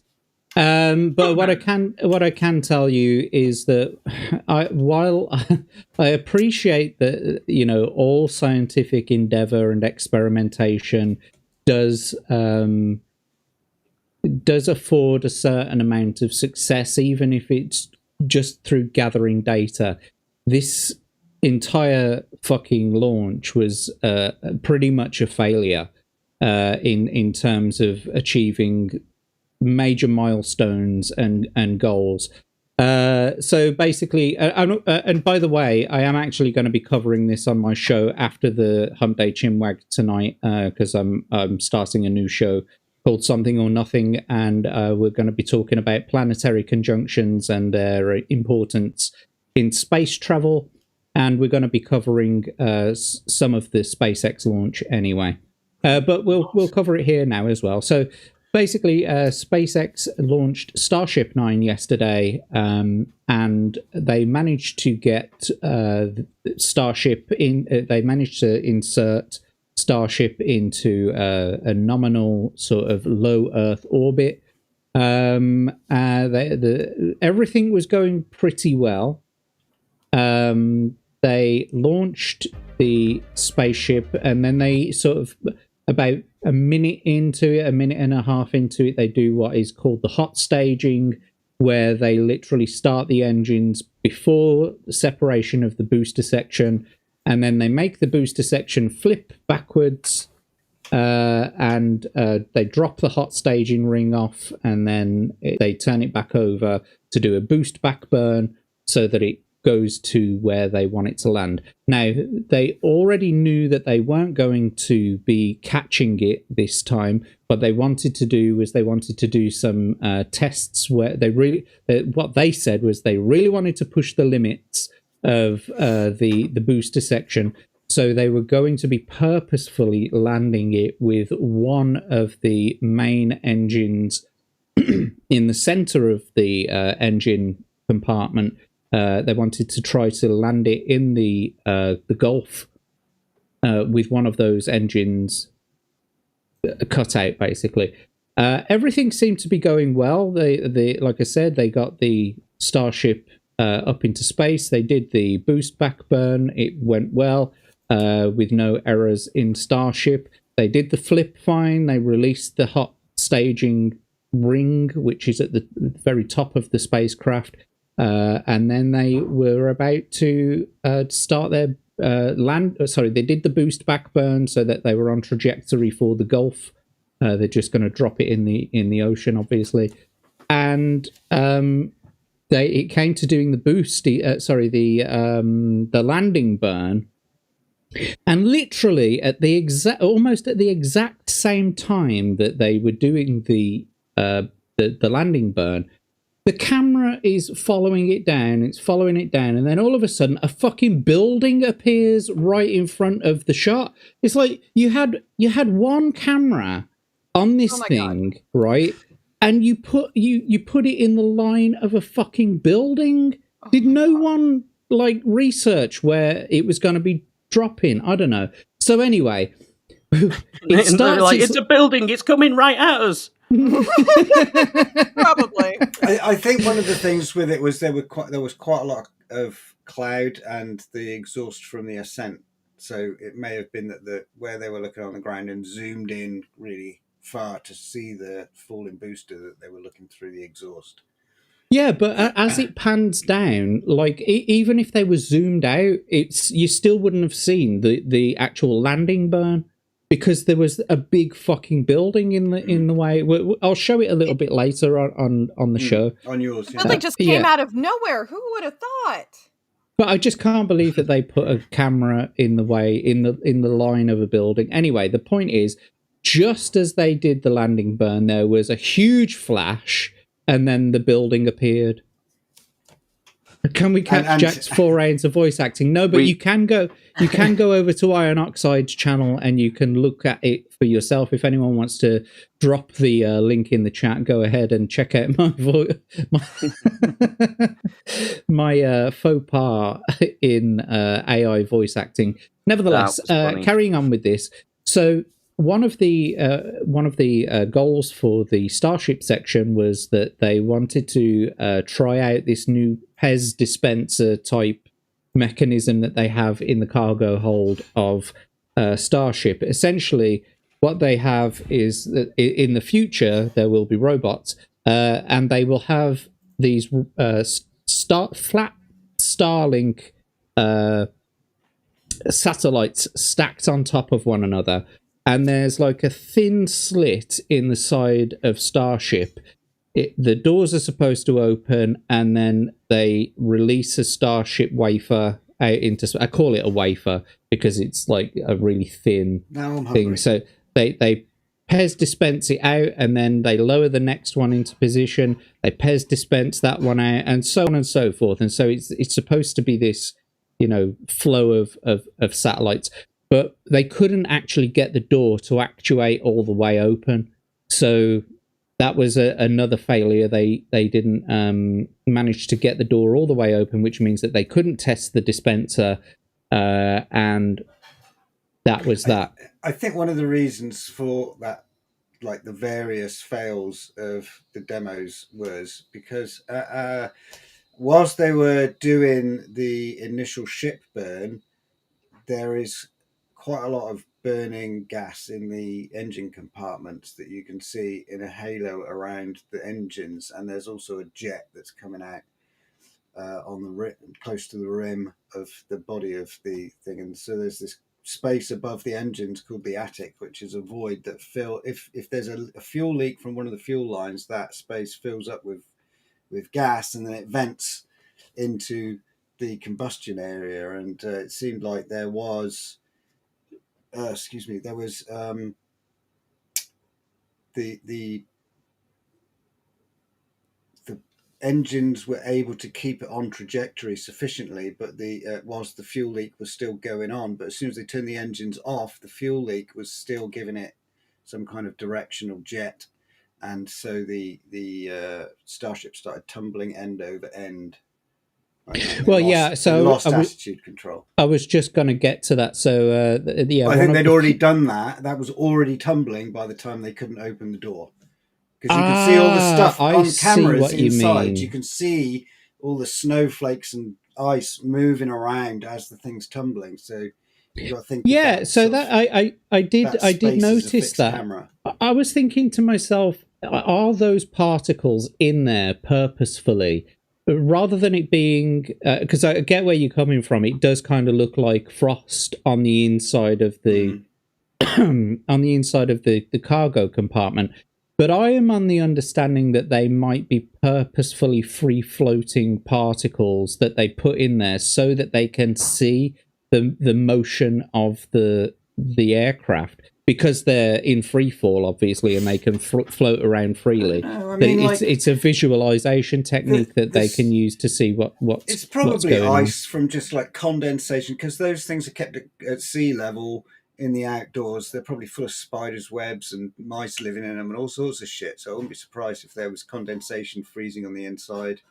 Plus, I mean, you've got cryogenic fluids being pumped up and down. So yeah, there's ice in there. It may not be water ice, but it'll be, it could be helium ice or whatever. But yeah, you can see it tumbling with that atmosphere effect in there. So that's sort of it's the jet of unlit fuel that's leaking out of the engine bay, which continues to force it into that tumble, and eventually it just breaks up. Well, what they did say was that they had got the cargo door to open slightly, but they weren't able to get it to actuate all the way, so they had closed it again. Well, I think so. Because it's tumbling, they wouldn't be able to launch the Starlinks accurately out of the open door if they'd managed to get it open anyway. No, I appreciate that, but are you just banked inside him?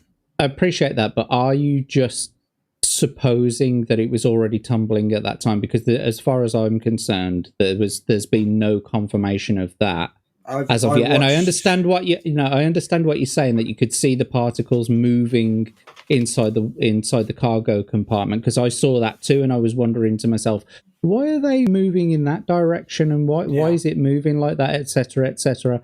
But then afterwards, after the Pez dispensary thing, then I can see on the telemetry thing that Starship's like doing this fucking, like it shows you the picture and the angle of it, and so I could just see Starship going backwards and forwards, and I was like, that ain't fucking right. Yeah. And the fuel is sloshing around in the tanks and all sorts of shit like that. So, yeah. If you've got a fuel leak, like we've all seen Apollo 13, that's the problem they had with that. They had an explosion and then a fuel leak, and that caused them to go off gimbal. So yes, one of the fuel lines did pop, and they lost trajectory control, which unfortunately meant that they were not going to be able to keep Starship on track. It was tumbling over end to end, and you could clearly see, because literally at that point, what they need to do is they need to degas all of the remaining fuel that's on board before it comes into the atmosphere. So that there's not a grand almighty explosion. But I think, quite frankly, I would rather see that. I would rather see a tank full of... Wouldn't you? Full of fuel. Yeah, a tank. Yeah. It's up in space. What's going to fucking happen? Do you know what I mean? Beer and popcorn. Yeah. One thing I was surprised about, though, sorry, just to go back a little bit, they announced that because it had leaked, they wouldn't be able to bring it in on the correct trajectory, although they were still on track to burn up over the Indian Ocean somewhere. But unfortunately, what was going to happen was that it was going to burn up in an uncontrolled descent. And so they had an uncontrolled rapid disassembly, which is the technical term for it, but essentially it just burns up in the atmosphere. One of the things that I was a bit confused about was there were literally no shots of it this time. Every time it's gone over the Gulf, or Costa Rica or whatever, we've seen like the stream trail of all the bits falling back to the Earth, coming through the atmosphere. There have been hardly any this time. No one from any Earth. footage of the booster blowing up either. No. Yeah. And they were broadcasting it in 4K on Twitter as well. So they've got lots of camera angles. I'm sure they'll probably release an edited version later on. But I mean, I follow quite a few SpaceX channels that sort of delve into various bits and bobs. A lot of them work together, so they'll have some pretty good footage over the next couple of days. There are a couple of people who have managed to sort of, I don't know, catch. I kind of feel like they caught it when they were doing the degassing, because you can see it's like this massive plume that's coming out, but it's all not a orange burner. Plasma, sort of. Yeah. It's like it's in a cloud of its own fuel, and then it just starts heating up. The plasma we saw on the video earlier on was really, really cool. And one of the things that I took a note of as well is that they kept praising Starlink, saying that all these images are brought to you by Starlink, So, but when they were saying it, it's like all fucking pixelated, like it was a Commodore 64. Yeah, oh, no. It's like a test card. It looked like a test card of Channel 4. Well, it's better than any pictures Starling could have produced. Yes. And another thing from the stream, the two presenters that were presenting it, obviously they're very limited on the information that they're getting back and the information that they can say. So they often repeat an awful lot of stuff over and over and over and over again. But one of the things that sort of made me giggle was that they ended one portion with so unfortunately we've lost trajectory control, so it is going to be an uncontrolled descent now into the Earth's atmosphere, and so until we reach we're just about to go over Africa, so until we reach the Indian Ocean, here are some more shots of the ship. And in my head Burning I'm thinking we've failed in our mission, but here's Starship's inevitable doom. And then they've got the fancy music. They just do one of those fast cuts of it blowing up from different angles over and over. It's basically like when Jack said, okay, so let's just watch the inevitable doom, and then you start the doom music in the background. Yes. Yes. And having the ship crash to like BFG division. I was kind of disappointed myself though, because I stayed up late to watch it live, and I was talking to my fiance, and the ship got away and it was coasting, and I was like, it's going to take an hour. I'm going to go to sleep. It's getting on to 1 o'clock. and just fall asleep. I'll watch the landing in the morning. Yeah. So I passed out, woke up in the morning, and thought, I wonder if the ship landed. Looked around, for fuck's sake, come on. Yep. So do we have time for some breaking news? I think so. Just before we do, let's just catch up with a few people that have joined the chat as well. Yeah. Okay. I just put the link into the private chat because this literally happened like 1.5 hours ago. So basically, right as we started. Grumpy Old Gamer, good to see you in the chat, my friend. Welcome to the stream. Indeed. And we also have Wolvie. Wolvie of the Quarter Jew. What Jew doing? Holy crap. Was Tombi, what's up? Tombi and Waggers. That says Wagers. Wages, yeah. That says Wagers. Waggers is 2 Gs. But nevertheless, Wolvie, it's good to see you. Thank you for being here. Star Wars Marvel Purist. Glad to see Tombi has co-hosts he entrusts and competent enough to run his stream without him. I wouldn't go that far. Who the fuck are you talking about? Very kind of you. Tombi's actually the producer in the background anyway. It's like, who the fuck are you talking about? Definitely not us. We didn't only get the link to the studio like 20 minutes before we went live. No, would never happen. And Andy Matthews, good to see you. Hi all, dying of flu. Hope you're doing good. Yes, well, I've actually got an inner ear infection at the moment, so I've been fucking wobbling about everywhere. I have, but I hope you start to get better, mate. I had the flu last week, and so I think that's where the inner ear infection came from. If you think that's bad, I've got a full-blown dose of AIDS. Everyone has AIDS. I'm dead. I'm a woman.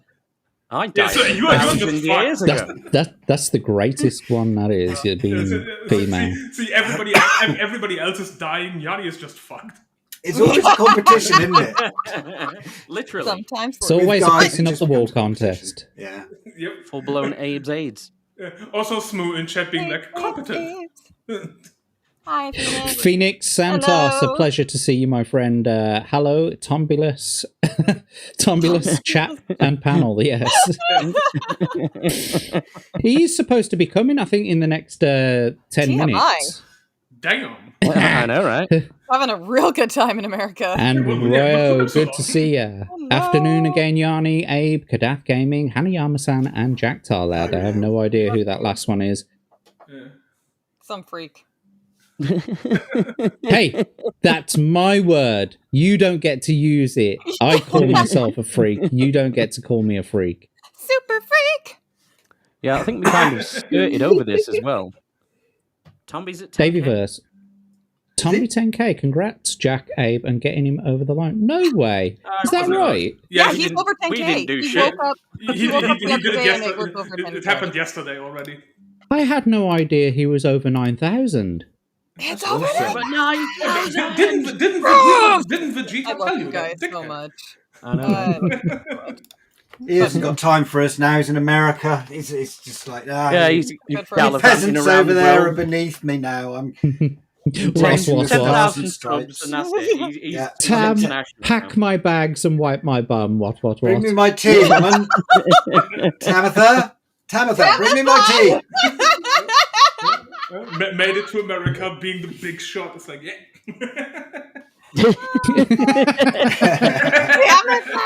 Yes, Davey, we made Tombi the man he is. today. To be fair, Davey, I will take credit because I told him to make the GTA trailer, which he did, which is the reason why his channel is exploding. So I take full credit for that one. That is fair. Absolutely. 2 hobbits searching for Mordor. Mordor. Jesus. I will absolutely take credit for that one.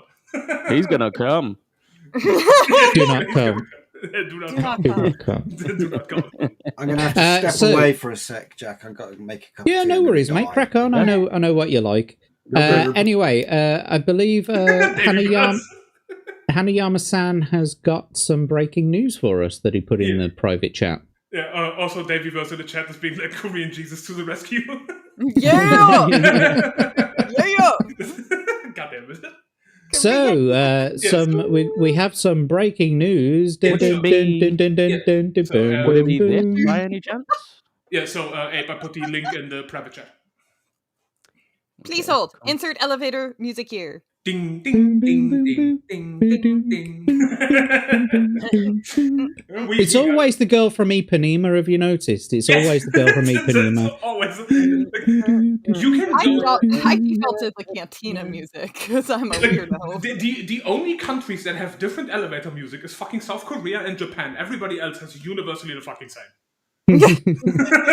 You know, it's actually a style of music. Elevator music is called Muzak. It's spelled M-U-Z-A-K. Muzak. I forgot about Muzak. Yeah.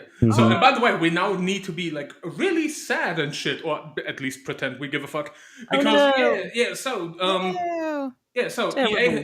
EA has closed. Cliffhanger Games has fired roughly 200 people, and the announced Black Panther game, as well as the supposedly following Iron Man game, have been canned.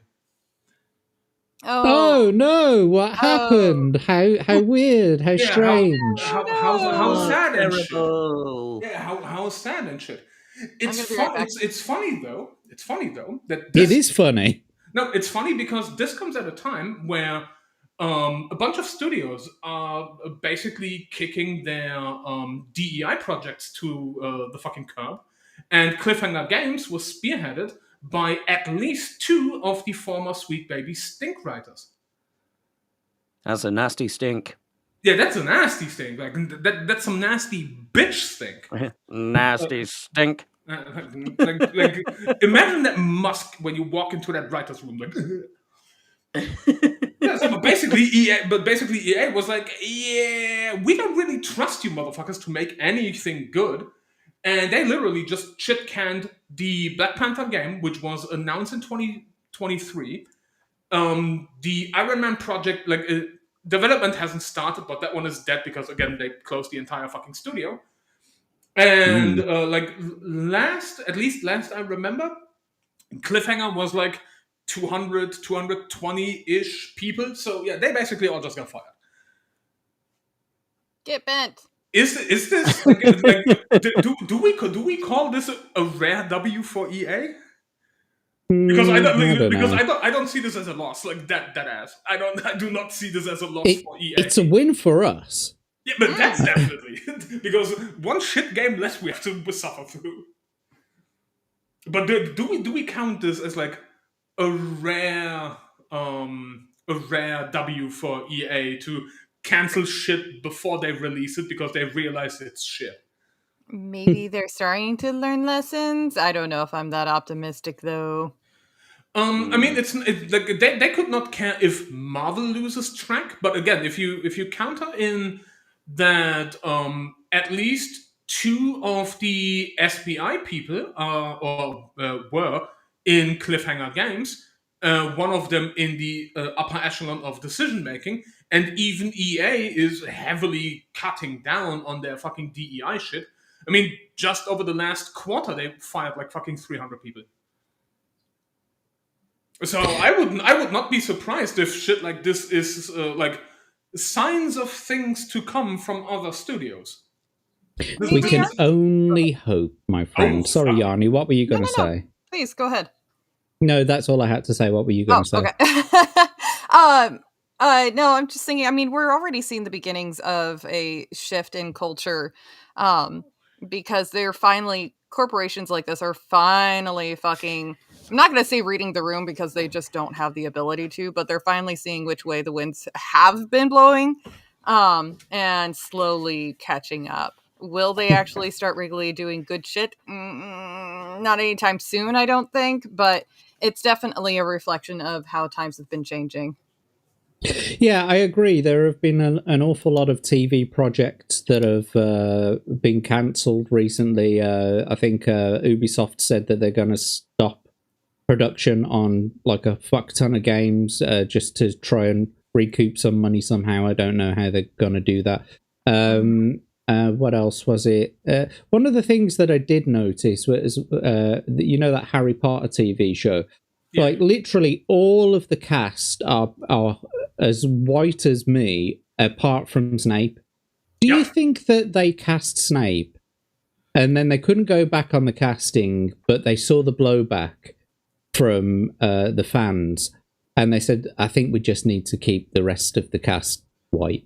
We'll have the token black guy in there. It's already done now, but we need to cast the rest of these guys like white. I mean,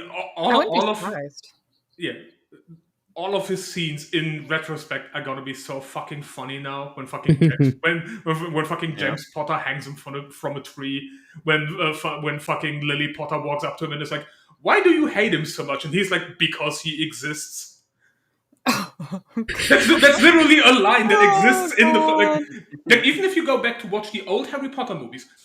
Lily Potter asks James why he picks on Snape so much, and his literal reply is because he exists. But original Snape is white, so James just picks on him because he's a half-blood. If you now make Snape black, so now they make Snape black, and then James sits and is like, why do you pick on him? Because he exists? Wow. Damn. Yeah, that's going to go over great. Yes. I mean, it's going to change the concept of mudblood as well to something a lot worse than what it is in One of the things that I did notice was that they've literally just yesterday announced the casting of the 3 children. And one thing I'm going to preface this with is me personally, I don't care what your political opinions are in regards to, you know, who should and shouldn't be in a show. These guys are all kids. It's like their first roles. Leave them the fuck alone, okay? Yep. Don't start picking on them and that kind of thing. It's the same as when, you know, the original cast for the movies. They actually got a little bit of backlash from certain places. Oh, why did you pick him? Why did you pick him? Just leave the kids alone, yeah? Hey, teacher, leave them kids alone. But one thing I will say was that 24 hours before those 3 castings were announced for Ron, Hermione, and Harry, they were supposing in the media that it was going to be some black girl from, was it Bad Girls or something like that? Yes. Or yes. I mean, it would make sense. I mean, God forbid you have a ginger. We need to make her black. Well, no, I guess my point was that they were all supposing in the chat, in the media, they were all supposing that this black girl from Bad Girls was, or Mean Girls, was the hot ticket to be cast as Hermione, and then it turns out 24 hours later that they were completely fucking wrong. Yep. And to be fair, Abe, go first. I think they should cast Terry Crews as Hermione. I would watch that. I would watch that. No. In no way acknowledge that he's an older black man. No. Carry on as though it is Hermione. No, Terry Crews as Hagrid. Fuck it, Terry Crews as everyone. I'm fine with that. There we go.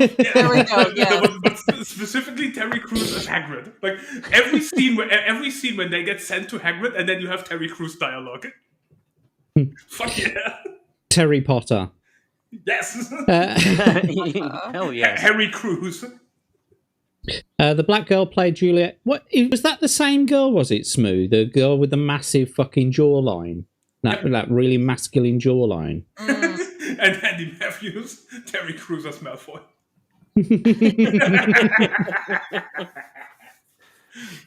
But to go back to this game getting canned, the Black Panther game getting canned, well, you know, welcome to the real world, my friends. You know, this is what happens when you constantly push out shit. I mean, quite frankly, I'm surprised that they haven't made a George Floyd game called the Black Panther.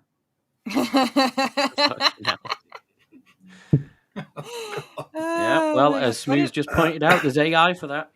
There is, indeed. Has anyone got any final thoughts about this subject? I just find it funny that EA is like, maybe not intentionally, maybe it's unintentionally, but like unintentional, accidental EAW? Like, the fuck? Yeah, so I thought this here. Little's been shown of Black Panther so far since its announcement in 2023. Yep. They announced it, I want to say, Gamescom 2023? Yeah, so they probably just developed the trailer and everything, realised the way the wind was blowing, and then said, let's just put this one on the back burner for now and see how things pan out. I mean, they have been working on it because there has been an internal build for it, but like no public record of the internal build exists outside of, I believe, 2 people that are under heavy NDA. Specifically, if you know how EA handles their NDA, it's like you are not to speak on this for the next 175 years. Yeah. Basically, yes. It's literally like absurd numbers. Well, yes, Wakanda for a little while, maybe. Wakanda temporarily. Yeah. No. We can make that tagline, Wakanda for a week. Yeah. I heard absolutely nothing about this game or its production. I had no idea that it was in production or there was anything about it. So, Jacob, good to see you, mate. Welcome and congratulations on the new home, my friend. I'm so glad that things are looking up for you. Yeah, it's good to hear. We're so relieved. Yeah. Good progress. Good progress. Anyway, so what was the Wakanda whatever?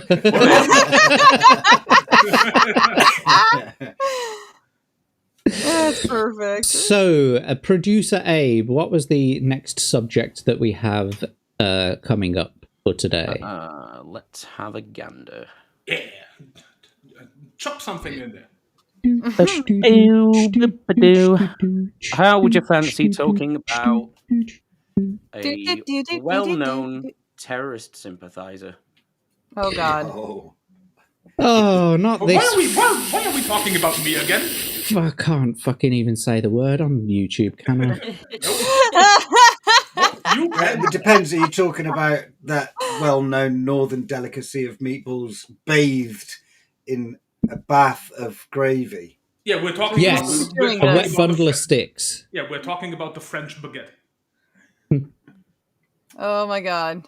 So it was banned and then, funnily enough, unbanned in 24 hours? It looks like 24 hours, and everybody fucking called it.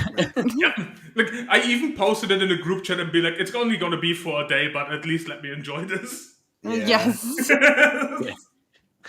So, does anyone want to take the lead on this one? I mean, I can because I basically posted it. So he got banned for obviously his bullshit that he has been spewing. And they literally, like, he even made this big blog post on Twitter being like, they silenced me for my opinions, blah, First Amendment, blah, blah, blah. You wish. And it's like, bro, shut the fuck up. You're a trust fund kid. Eat a dick. Yeah, right. And you resent having to stream anyways. Piss off. And then specifically under the streamer bans, like if you can scroll through all of the comments, and like everybody called it. It's like, watch, he's gonna be banned for a day. Like one guy was really like, there's one dude is like, it's gonna be 3 days at least, and I'm like, bro, no. Like, that's cute. If we're lucky, he's gonna get 24 hours. And then, of course, he was unbanned literally like 1 day and 6 minutes later. And it was his day off that he was banned on. Yeah, and he was banned. and he was banned. Yeah, so I was gonna get to that. That's the punchline. He was banned on a Sunday. No, I ruined it. No, it's fine. No, but he was banned. But he was banned on a Sunday where he doesn't stream anyway. So good on you, Twitch. You did nothing. And I think so. Nuxanor pointed out that the offence that he was banned for, he committed on stream like 3 or 4 days before his ban. Yeah, so and if he did it on a Thursday and it got banned on the Friday, he would have lost money. Yep, but he was banned on a Sunday where he doesn't stream anyway. And Good so, job. in bringing that into the sort of fold of what I was going to say, didn't XQC get on stream the other day and he said something like, "Oh, I know that song." But in between, he managed to put out that because he's a big content creator himself and he knows, he gets the same notifications as everyone else, that Twitch actually, if you're a big content creator, Twitch actually contact you to schedule your banning. Oh my God. I wouldn't be at all surprised. If someone could, where is it? I'll see if I can find it. Yeah, but that would not surprise me at all because we're talking about Twitch here, these fucking spineless dick lickers. Oh yeah, and if somebody is a big streamer and they're bringing in the money, they're going to do anything they can to kiss their ass, but try to maintain some kind of like public image of being fair, but they're barely putting in any effort. And speaks like the Swedish guy in the Muppets. Yes. Yeah, and by the way, Rio, you are correct. No need to apologize, but you are correct. Has been piss taker. So I'm just putting that in the chat for you, Abe, or whoever's going to bring it up. So yeah, also it's a tweet from an account called Yeet. Yeet. Mm-hmm. Yeet that shit. As soon as it opens, yada yada, plumbity plum, da da da da. Same shit happens with thought. Yeah, Yep. totally. 100%. Yep. I can't believe one of the new metas is sitting on clear plastic chairs and putting a camera underneath a clear plastic chair. Yep. Oh, and for her footrest too. Yep. Oh, forget my that. good lord. Footrest, camera chair. So, There's a third one too. I can't remember where it was. XQC leaks that Twitch will sometimes contact their biggest streamers and work a ban out around their schedule. When you're about to get banned, they send you a DM, he says. Also calls out Hassan's chat for their actions during the reading of the manifesto. So I don't know if you can get that up on stream and play it so that we can... I don't know how long is it? A minute or something? Okay, chat, guys. I will leak, guys. I will leak a secret. I'm gonna leak a secret. Ready, chat? Guys, I don't know if it still works like that. Back in the days, it worked like that. Okay, when you're about to get banned, they send you a DM. Your partner manager will send you a DM and will contact you. Okay, and if it's like, oh, dude, can we hold off until this day or whatever? Sometimes they'll listen. Okay, it wouldn't surprise me if they timed the ban so where like it would be as half day off or day off or whatever. It is what it is. That's just kind of how it goes. That's like, it's like a known thing. When I had my like week ban for like a cheating or whatever, they're like, yeah, you're gonna get banned from this day.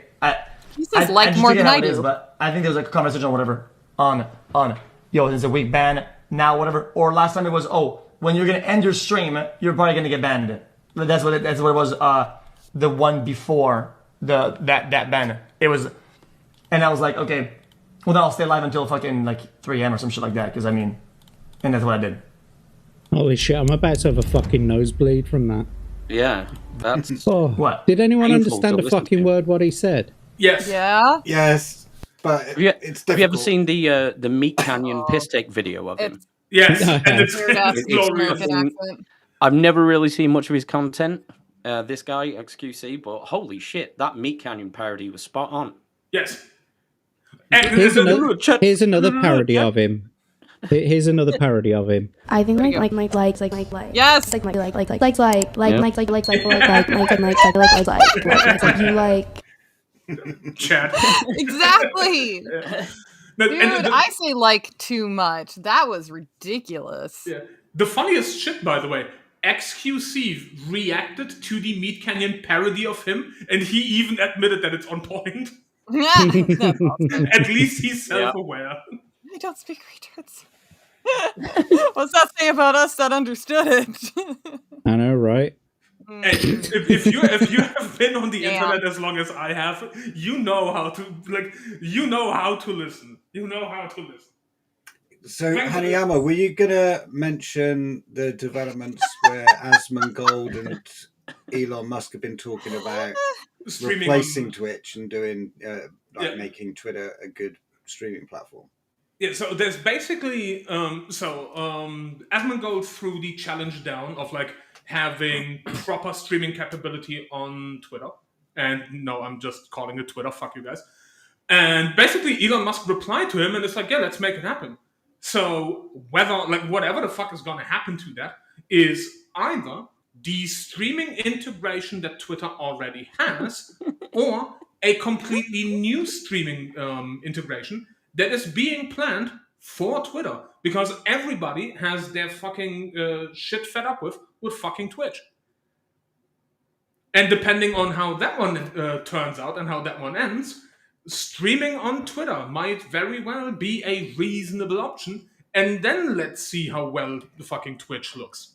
Because after the ADL complaint about Hassan, there is, speaking of that many of the sponsors are either holding their advertisement or cutting their advertisements down on Twitch, which is going to hurt them even more. Wow. All right. I mean, I think the platform itself, Twitter, X, whatever, it's got a lot of things that it needs to work out. I mean, just the other day we were hit by apparently there was a fire in one of the data centers that they lease. And so obviously as people who use Twitter, X, were very aware, either their timeline went down or their messages went down Yep. And I think they've got a little bit more to work out in regards to that kind of thing. But not just that. It seems that a lot of people, including Tombi and Smu and whoever, they seem to have connection issues with Twitch on occasion. Yeah, so the thing about that one, and I don't know, like, because this is basically if you follow Elon Musk, and I don't, I just saw it because people that follow him retweeted, but the company X is building their own data centers on their own ground, because the fire that has now happened, it is unclear if it was on accident or on purpose, aka if somebody set fire to it.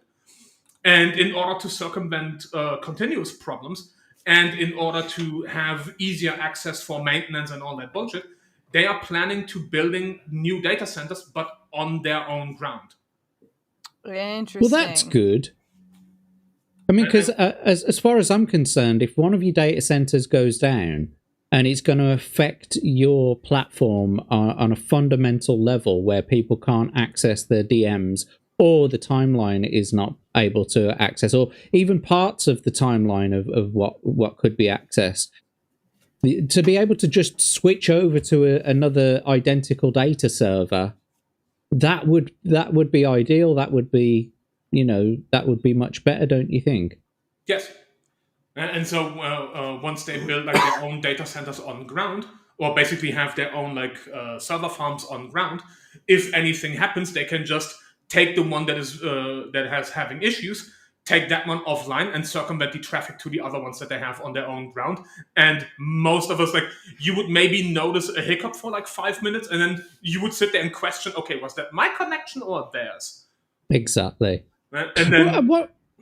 Go on, carry on. And so you would have like how would you like, you wouldn't have a big disruption of business, let's say. Yeah. I mean, I use an ad blocker, so, like, I don't ever get ads on Twitter or YouTube or anything like that, so I don't really have that problem. I have it on my phone, and quite literally every other fucking post is an advertisement. So for your entire timeline to go down and to be serving no advertisements whatsoever, that's got to be a bit of a kick in the nuts from a business point of view. When I went through before Elon was taking over, the advertisements were getting ridiculous on there, and I was going through every day because I didn't really have a fat lot else to do, and just reporting each advert. I'd report it as a harmful post. So I did that like 50 times a day, and eventually they banned me. No, they banned me anyway. But so that's a problem for me, because if I want to stream, right, I shouldn't even be on Twitter. I've been previously banned on Twitter twice, and I'm running a third account, and if they ban that, I'll just make a fourth and fuck it. But I'm never going to be able to stream on Twitch, because I'm never going to be able to monetize on Twitch, because I'm not supposed to be on Twitch. And if I did, the rug could be pulled straight out from under me, and my monthly income would just be, fucked. And that's based on the bans that were given to me pre-Trump in the old pre-Elon Musk era. I've appealed them. Fun. They won't overturn them. They won't ban. They won't even look at the appeal. Of course. So, it's disenfranchising a bunch of people who got previously banned for incorrect reasons. Yeah, man. The same thing is happening on YouTube at the moment. I don't know whether we've touched upon this since the last Chinwag, but Ryan Roger Athay got recently nuked from YouTube. Yep. One of the great things that has happened to him, actually, and I don't say that lightly because it's a terrible thing to have built up, quite a following on YouTube, only to be nuked for arbitrary reasons, because they still didn't give him an actual reason as to why he was banned. They just nuked the channel. Brigaded by Alyssa McCante is basically. Yeah, there was no warning either. Perhaps maybe that is the issue. However, it is one of the best things that could have happened to him, and probably one of the worst things that could have happened for YouTube, because in a way, like I understand that the world is a very big place, and so is the internet. But in a way, it has spurred an awful lot of people, an awful lot of content creators to move over to Rumble. Now, I'm experiencing an awful lot of issues with Rumble myself, but Ryan was able to amass like 500 followers in a week just from moving to Rumble. Yep. You know what I mean? And immediately he's already monetized there because, and I'm monetized on Rumble as well. Anyone who's using Rumble who is over a certain amount of followers is monetized because they can send, the chat can send Rumble rants, they can buy memberships, they can send gift memberships, etc., etc. That's a huge incentive. Rather than having to go jump through all these fucking hoops. Like Atom Gray, his channel at the moment, he's hit all of the goals on YouTube. In fact, he's surpassed all of the goals on YouTube. And even still, they are, you know, not monetizing them, or it's under review or fucking whatever. And why do you have to jump through all these fucking hoops? Help the creators out. Yeah. They're the one literally bringing people to your platform. They're literally the ones that are creating the revenue for you. Yeah. And so basically, Atom, B-roll stage, Rumble, when? Yeah. Are you not already on Rumble, though? Is B-roll stage not already on Rumble? I thought they were, but I'm not confident. I know that they stream to Twitch as well. Exactly. And if you are on Rumble, plug your shit. Do it. Yeah, put your stuff in the chat there. Anyway, has Smu Spiff did a little tea spilling about the Twitch finances. They are bleeding cash every second. That doesn't fucking surprise me even remotely. Well, all their advertisers, all the streamers are saying all this Hassan shit is decimating our ad revenue. So that's cross-platform. He has affected all Twitch streamers. So be it Yanni or Abe, can you highlight Atom Gray's link? Oh, there you go. It is on Rumble. Yeah, there you go. Yes, so follow B-Roll on Rumble, user B-Roll stage. They have some really great content. If you've ever seen Mystery Science Theater 3000, it's very much like that. I've been dying to get on the show myself. Unfortunately for me, it's rather late of a nighttime, so it's very rare that I get the opportunity to even be in the chat there. So, but go and check it out. I think it's a hilarious time. Sometimes things don't go exactly to plan, and it makes it even all the more entertaining. So we can't relate to that at all. No, we're always we are always on cue, on time, got every shit sorted like every week. Intros every week only take like 30 minutes. Yeah, but Tombi does all of it. Come on. Yeah. We're consummate professionals. Now, how the fuck do you do any of this again? I will say, hasn't this stream worked pretty well with one person presenting it, one person producing it, or two people producing it, really, because we've had Abe doing the videos and the content, and we've had Yanni doing some or all of the, the messages. I think this has worked pretty well, the three of us. Anyway, teamwork makes the dream work. For people that didn't even know they had jobs today. Uncle Martin, yes. I'm gonna say yes because I think I know which song I do know what song you're talking about. Do it, link it. I mean, this kind of shows just how absolutely adept Tombi is at doing this sort of stuff. He'd be multitasking this and about 15 other things simultaneously. And it takes fucking 3 of us. Yeah, to sort of barely get it doing anything. And there's still a bunch of issues. Yeah. What issues? Yeah. I don't see no issues. Well, anyway, have we got any final thoughts on Hassan, or can we leave that bundle of sticks alone? Going to say about the offer Asmongold made to Elon Musk. He said he'd probably do around 20 hours a week for a month or 4 to get the whole back-end website for streaming on Twitter fixed, and he would work for free because he's already got tons of fucking money. You don't need any fucking money, so he would just do it to fix the website and give everyone a streaming platform if Elon's up for it. And Elon was like, yeah, okay, let's make it happen. So if those two are going to do it, then it's probably going to be good. We'll just have to wait and see. It's going to have teething problems, but it's got to be 4K. You know, it's got to be stable, and the videos have got to start. Their video playback on just like clips and little TikToks and stuff is shit. It just doesn't serve it quick enough. Anyway, so this video that Uncle Martin's talking about, could it be put in the memes section? Yes. Yanni? Yeah, it could. Yes. It could. Okay. Let me give a little bit of context to it, but yes, it can. Okie dokie. So, Abe, what subjects do we have left to speak about? Because we're at 15:15 the hour now, or nearly 20 past the hour. We're going to be going into memes about 30:30, and we'll end up finishing the show maybe about 1:45, 10:45, because I've got a show to get to myself. Is it 11 o'clock that new show for you, is it? Yeah. Yeah. So do we have a short little topic that we can squeeze in there? Yeah, I've got a link for a whole bunch of politics shit, and frankly, we can skip it because it's mostly about the failure of two-tier queer again. So the failure of the fucking swamp head. Nobody predicted it. The sausages.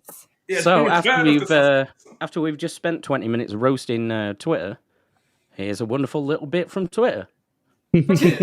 And this is all about VO3. I'm sure some of you probably seen some of these.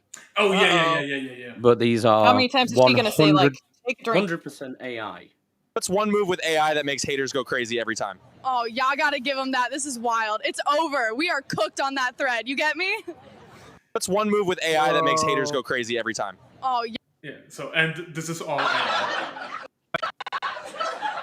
So I went to the zoo the other day, and all they had was one dog. It was a Shih Tzu. So I mean, the comedy could do with a bit of work, but... Yeah, but it's when we get in there, I want no bullshit. You stay on my 6 at all times.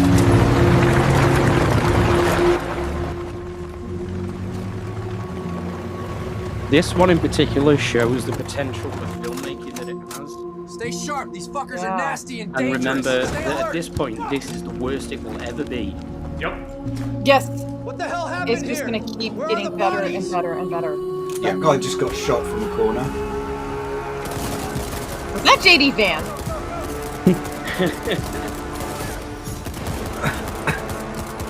There's nobody there. Who are they shooting? Yeah, I'm going to shoot at a wall. Take that ball. The clone army's coming. Yeah. I don't believe These in walls in barriers. particular. Let me free. AI can't shoot for shit. We're all going to be safe. They're shooting each other. They're on the same team. They're on the same side. No, see, Greg. Shoot these walls randomly. No, Greg. You need to understand. No, Greg. You need to understand. This is the recruitment video for Stormtroopers. Victory Royale with a pickaxe. So none of this is real either. Yes. This is AI, is it? Victory Royale with a pickaxe. This is all bullshit. The fact that we have The- to ask if it's AI or not just says how far it's come, and then it's gonna just, I mean, it's the improvements aren't slowing down. This guy isn't a real person. Nope. This isn't real footage of the game. Nope. Oh. It's all AI. Wasn't a real script, wasn't really said. Yeah. We can talk. We can talk. No more silence. Yes, we can talk. We can talk. We can talk. We can talk. We can talk. We can talk. Oh, I think that would be I can marvelous. see. Yes, it is very fun. But Yes, it is very good. It's very fun. I can talk. Yes. We can talk. Yes. Because We now can even the talk. voices, We can the talk. dialogue, talk. the Yes. background music, all of the diegetic sounds, they're all produced by this AI. cartoons. This is amazing. Imagine all the narrative possibilities. We can sing talk.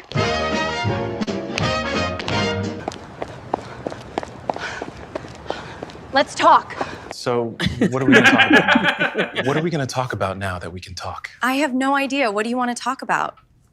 Let's talk about it. Taco about it. I don't know if I have something to say. That was way too realistic, that one. Right? I'm a hallucination. I want to say something important, something deep. The future is still in our hands. That's cliche dialogue. Bro, have you seen your jacket? The AI roasting itself, that's cliche dialogue. Wow. Yeah, no additional sounds or anything added. Yep. No. How much wood would a woodchuck chuck if a woodchuck could chuck wood? That's ice, dickhead. Would a woodchuck chuck if a woodchuck could chuck wood? How much wood would a woodchuck chuck if a woodchuck could chuck wood? How much wood would a woodchuck? Hey, Yanni, what are you doing there? Hey! Woodchuck Why did you be in my sisters? How much Nice wood would a purple woodchuck hood. chuck if a woodchuck could chuck Thanks, I'm really wood? proud of it. How much wood would a woodchuck chuck if a woodchuck could chuck wood? I was about to much just wood punch him. What Would the a fuck? What the fuck woodchuck indeed? chuck?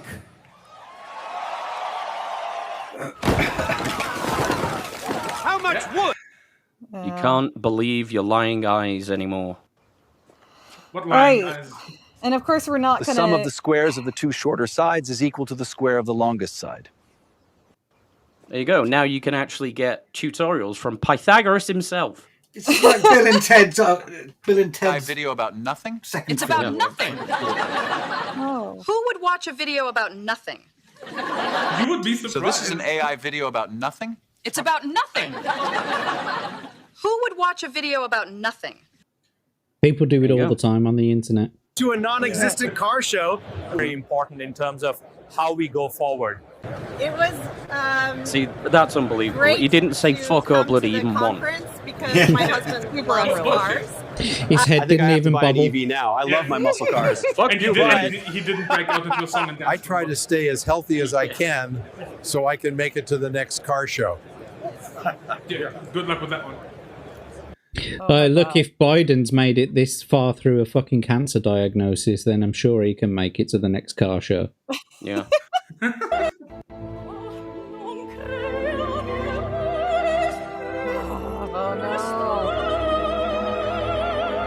We're gonna light up the sky.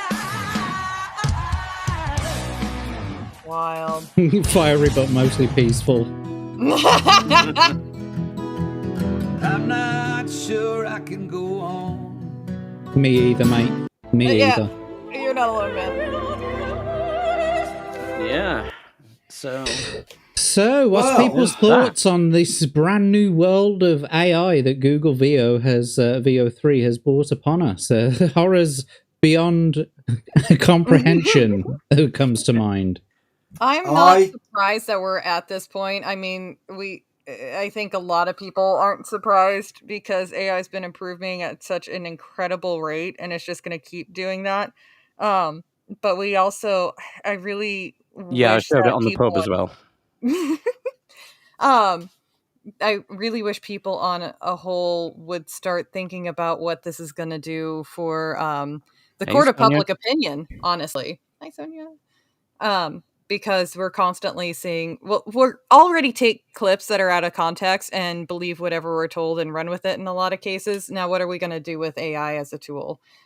Because people aren't in the habit of going, yeah, I see that video clip, but is it real or not?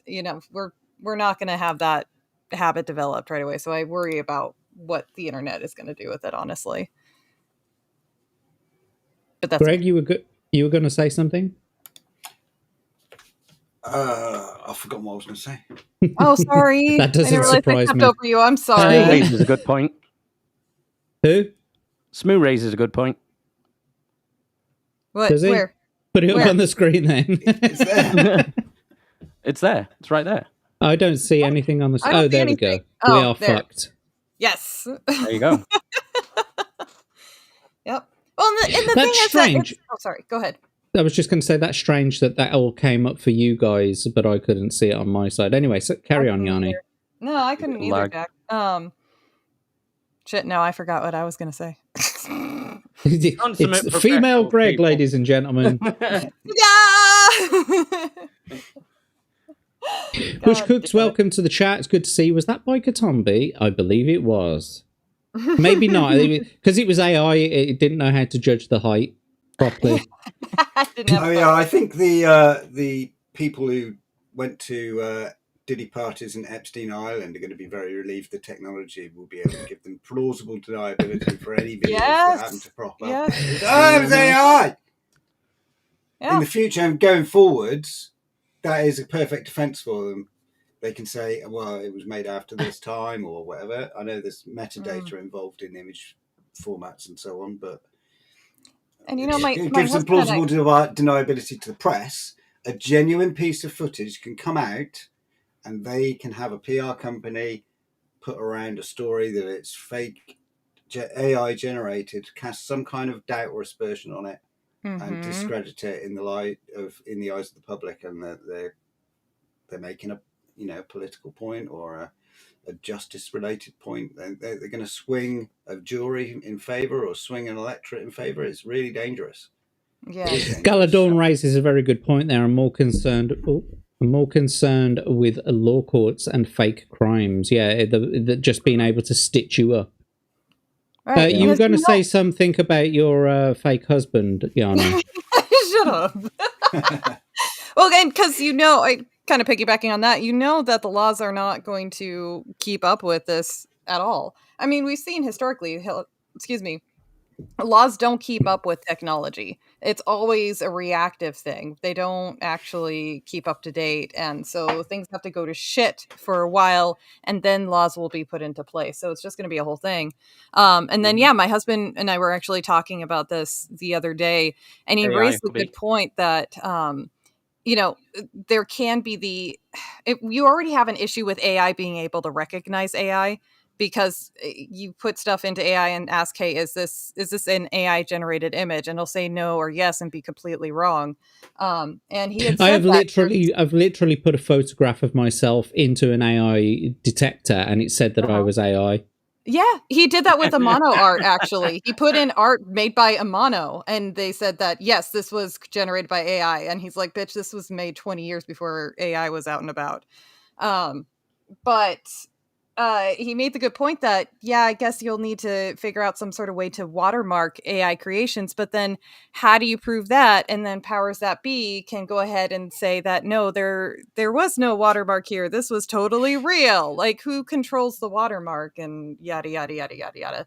So, I mean, we've had this a long time coming. We all knew that, at least most of us knew that the AI development was inevitable. It doesn't matter how much you go kicking and screaming. It's here. It's going to develop. It's going to get better. We just got to talk about it and try our best to get ahead of it as much as we can, though I clearly don't have a whole lot of hope. Yeah. So we were talking about this on Ionox. I think it was the same Rogues Gallery that Smu and I was on, where I butchered the AI voices that he linked in the chat earlier. Society Reviews asked the question, asked a very similar question to what's being presented here, and my response to it was that if it's becoming so real that we cannot tell the difference between one or the other, then it needs to be a law or something like that. Something needs to be mandated so that AI generated content must contain a certain kind of checksum or something like that can't be removed even by even watermarking. I would rather have a forensically analyzable checksum, something that is embedded into the metadata, as Greg was saying. I guess that's what I mean by that. Yeah, sorry. Maybe watermark but that's what I mean. Sorry. I thought you meant like a watermark on the website, but yeah. That too, but I guess an embedded watermark. So no, you're right. Sorry, maybe watermark's not the best word for it, but yes. But no, you are right though. A forensic watermark of some kind needs to be mandatory. So that we can tell the difference between, because I understand that sticking a physical watermark, or a visual watermark on it, that's not going to be good for creating like proper videos and stuff like that. You know, you're going to want to have that watermark removed, but to have a forensically identifiable thing that's forensically identifiable to a certain company or a certain AI model or whatever, it needs to be in there, because we are getting to that point now. You know, you are all right. We're getting to that point now where we are finding it very difficult to tell the difference. Just go and watch that video of me doing my AI voices. You would find it very difficult to believe that that was actually me and not the AI. I believe it. So basically, you have like a digital engravement. Yeah. Yeah, but I just wonder how that's going to actually get enforced, and will it be enforced properly? Because powers that be, I'm sorry, I'm going to sound like crazy conspiracy theorist, but powers that be would use that to their benefit. Like, oh no, there wasn't any sort of indication that this was AI. This is so totally real. We didn't remove anything. I don't know. That's me. You already know. Well, somebody's funded the development of this, and if you look at the people who have been involved in, say, the OpenAI Foundation, like Elon Musk doesn't think they're very good people. He thinks that some of them are some of the most evil people on Earth, and these are the people that have been pushing, image generation technology and moving picture generation technology as the priority for artificial intelligence, and I think that it's because they need the elites who have the cash to generate this kind of resource, need it in order to survive going forward. They need that plausible deniability for the twisted satanic shit these motherfuckers get up to. Oh my God, yes. Oh my God, yes. Texas has already implemented a change to an existing law that says that it's a felony to depict minors in no-no situations. They added AI images to it. Well, fucking good. I mean, why would you want to be fucking generating images like that in the first place? It's creepy just to fucking draw images like that. Do you know what I mean? Depict. Oh, that's because you're a healthy individual with morals. Well, I mean, Johnny Somali's being done in South Korea on 2 counts of AI-generated revenge porn or something. 10.5 years per count. Yes. So Johnny Somali currently is looking at 36 years. But that's a maximum, though, isn't it? Yeah, that's the maximum sentence. He's looking at 36 years. He will not get 36, but he's looking at it. He is looking at it. And it will be more, in case you have seen Legal Mindset's latest update. It will be more. Has he been doing other things? He's got more. Oh, fuck yeah. Because Johnny Somali is an idiot. But it's 35, so I think it's time for the memes. The memes. It's meme time. So meme time. let's blast through these then, Abe, because I'm sure there was quite a few of them. One AI Jack as a white bloke. Forth the meme master. See you later, Sonia. Yeah, thanks for joining us, Sonia. Take care, and to anyone who's left us during the stream, thank you for being here. Anyway, memes. It's time for memes. Yay! Isn't this just beautiful? I bet this isn't even fake. It's making me want to throw my fucking ring up. Okay, let me just switch to another one. Oh, God. Okay. Yay! More memes. Oh, but this isn't a meme, though. This is just a reaction. Keep play it, though, because I've got some things to say about this. Oh, kid.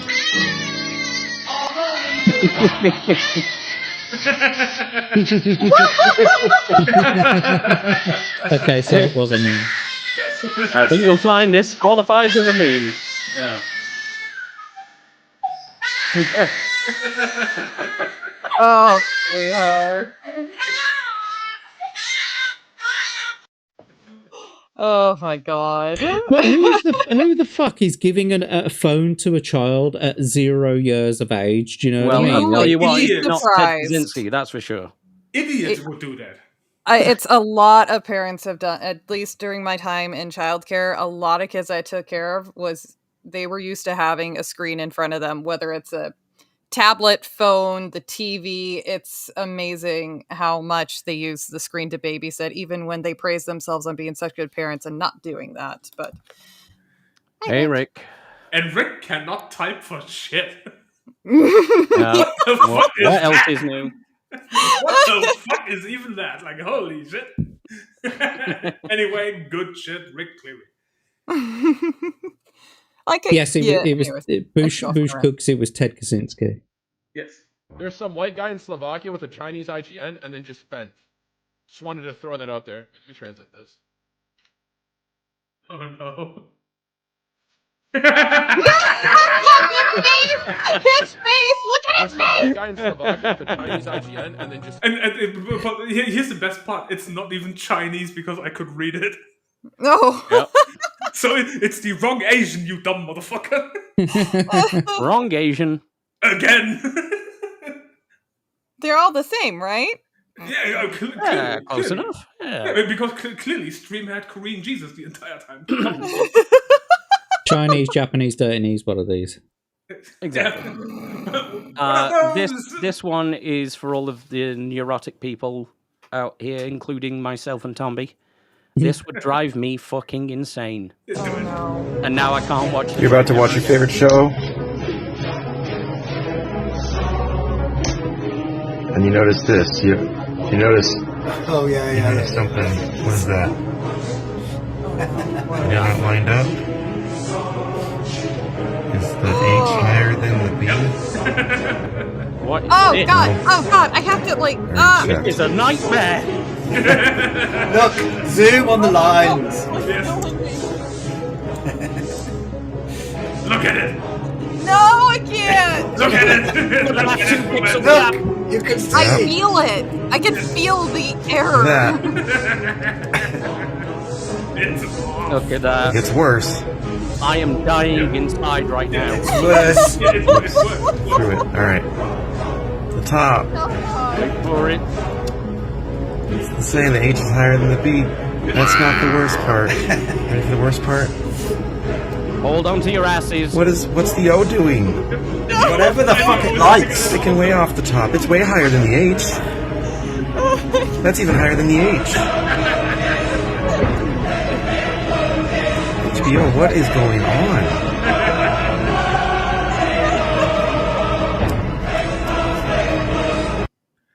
You guys are weird. That is a fucking war crime. No, that's just funny. That's just funny. So, if anyone's ever tried to learn Spanish... Oh, I love this. Yeah. How do you say when in Spanish? Cuando. Cuando. What about you tell? Dime. Cuentas. Oh, cuentas, okay. No, Stories? dime is tell me, isn't it? Cuentos. How many? Cuantos. Cuantos. And you count? Cuenta. So how would you say when you tell stories, count how many stories you tell? Cuando cuentas cuentos. Cuenta cuántos cuentos cuentas. How do you say when in Spanish? I love it. Pretty much, yeah. It's so fucking good. I mean, there's also the memes. It's like when you try to learn Italian and it's like some random fucked up sentence. Yeah. Yeah. Oh. No sound. No volume. He You're has been muted, silenced. Asmongold. Oh, no. Speak You're to muted. us. What is this? Even the smallest person can be the change of the course of our future. This is absolutely ridiculous. Who makes these? Oh my god! What fucking psycho deranged person makes these things? This is crazy. What is this? Even the smallest person can be the change of the course of our... Yep. Asmongold shorts are my mainstay. Yeah, they're pretty good. Don't forget the Uncle Martin song. Yep.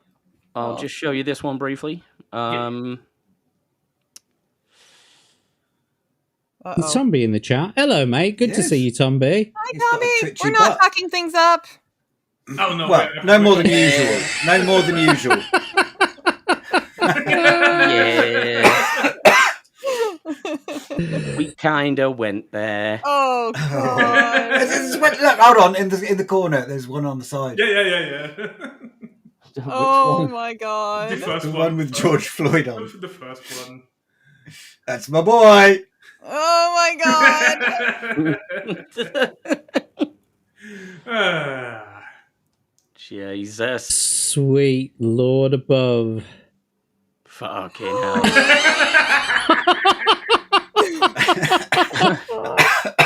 Well, isn't that Celine Dion as well? It looks Oh like my God. Kind of does look like her. God, holy shit. But quite frankly, it could be any woman nowadays. Or man. Right, where's the link from Uncle Martin? Oh yes, this song. Yeah. Oh yeah. So Yeah, because we need to start wrapping it up. No. Yanni, wait with the context. First the song, and then you give context. It's the other way around is funnier. Okay. The other way around is funnier. You think so? Yeah, definitely. If they don't, Okay. because here's the thing: if they have no idea what the fuck this is about, the reaction is going to be way more funny than if you tell them beforehand. Roll clip. Okay. Bear with Roll credits. No worries. I thought it would be funnier with context, but I'm No. going to trust you on this. Context needs to be at the end. Hurry the fuck up, Abe! This will be the last one, and then we'll do our outros. Yeah. Don't hold the flashlight for Jack. It's scary. You can hold the fleshlight for me. Oh, there you go. Yeah. I'll leave that to Hanayama. Who was the one who did the buzzing noise then? Bitch, I will come over there and I will bite your nose off. Who did the buzzing noise? I think it was Hanayama. Yes. Hanayama, you have got some fancy fucking fleshlight, bro. Yeah. Mine's manual. Technology, motherfucker. Courtesy of Uncle Martin. Yes.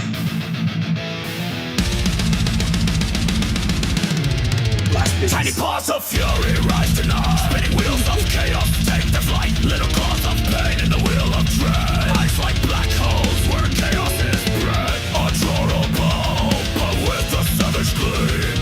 A hamster's wrath, a twisted dream. The wheel spins, a portal to rage. Cage marshmallow, a tiny stage. Shaving slime, a storm of doom.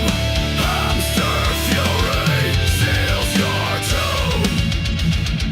I don't know if we have time for the whole thing, but you get it.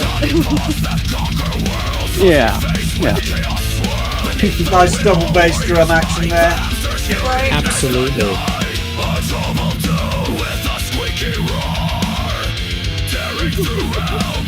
Is that an AI animation?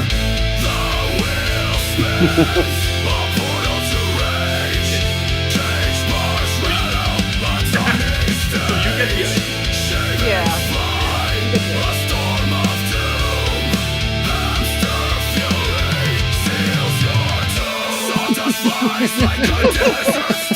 Friday night.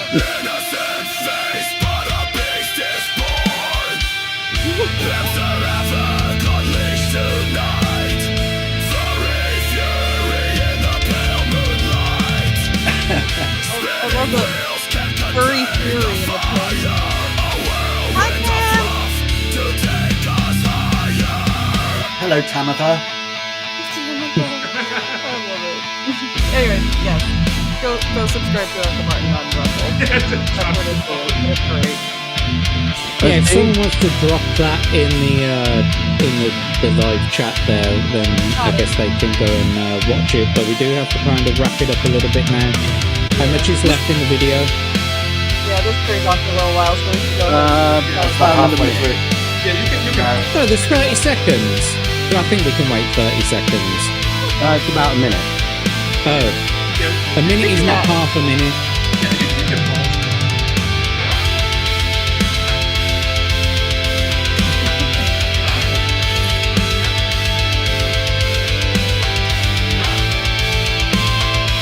Spinning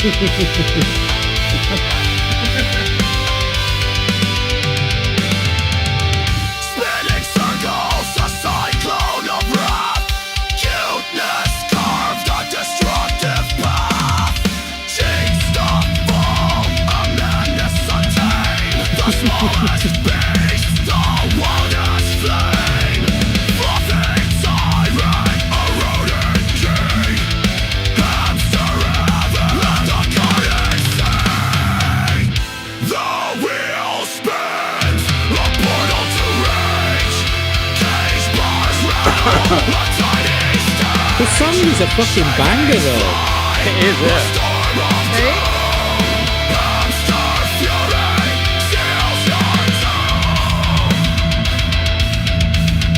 Like it's one of those. It's one of those Fantastic. metal songs that you could fall asleep to. Pretty I love awesome. Absolutely. You are fucking weird. I like metal music, but I couldn't fall to fucking sleep to metal music. Jesus Christ. I fell asleep at a gig once. So, but now, but now it's the funny one, Yanni. So, what was that song about? That song was about a character from Baldur's Gate, specifically a setting from D&D named Boo.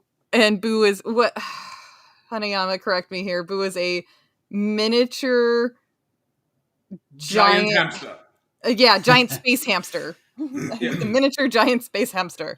And yeah, he's got his barbarian or human companion. And I Minx. recently discovered this discovered this in Baldur's Gate when playing with Uncle Martin, and Uncle Martin decided that he would make this gem of a music video. It was inspired by that, but yes, Awesome. it's based off of Boo. It was fantastic. Just wanted to react to IcklePickle there. You're going to Sleepy Hollow tomorrow. Fantastic. Don't lose your head. Anyway. Oh, God. Anyway, so we are going to go around the horn now. It's coming up on 10 to the hour, and I believe the Eclectic Goat needs to use her the stream thing. So let's get it done fucking snappy. Abe, go for it. What you gonna do? Where you gonna be? Hold on a second. Let me just figure this fucker out. Nope. Okay. No time to figure that out. No time. Next, Greg. I'm doing fuck all, mate. Hanayama. Buddy. I'm doing fuck all, mate. I'll be back next Wednesday. See you then. Yay! Hanayama. Yep. Indeed, see you next Wednesday. Fuck off. Yeah. All right. There is no anime after dark this week, so I got nothing. So see you next week. See you next week. Okay. Fuck it. Is that the same for you, Abe? Yep. Consummate professional. Yanni? All right, my headset's about to die, so I'm gonna go quick too. Baldur's Gate tomorrow, and I'm also on Unlocking Lore, the Geeky Crochet. I'm on her channel tomorrow in the evening. You can find me over at Yarnwitch Live on both YouTube and Rumble. Find me on Rumble. Thanks. Bye. Yeah. And don't forget, of course, for hand-dyed yarns, go to pineandcauldron.com. Oh, thank you. Indeed. Also, Ape Light, because there is Marvel Rivals tomorrow. Yeah, that's true. Well, I do have things going on, but we don't have time to piss about that. Yeah, but still, you lied. And I'm Jack Tarlad. I've been your host for this evening in place of Tombi. I'd like to thank all of the panelists and thank all of you in the chat for being here today. It's been a fantastic show. I've had a great time. You can catch me in about 10, maybe 15 minutes now on my channel, on Rumble and on YouTube, doing a new show called Something or Nothing. Tonight we're talking about planetary conjunctions and their role in space travel. Catch me on all of my socials at Jack Tarlad, and don't forget to check out tomorrow's Read and Roll on my YouTube channel. We have the Eclectic Goat as guest adventurer. However, from all of us here at the Hump Day Chinwag, we'll see you next Wednesday at 8 o'clock as usual. But until then, thanks everybody. Take care. Bye. Bye. Bye-bye.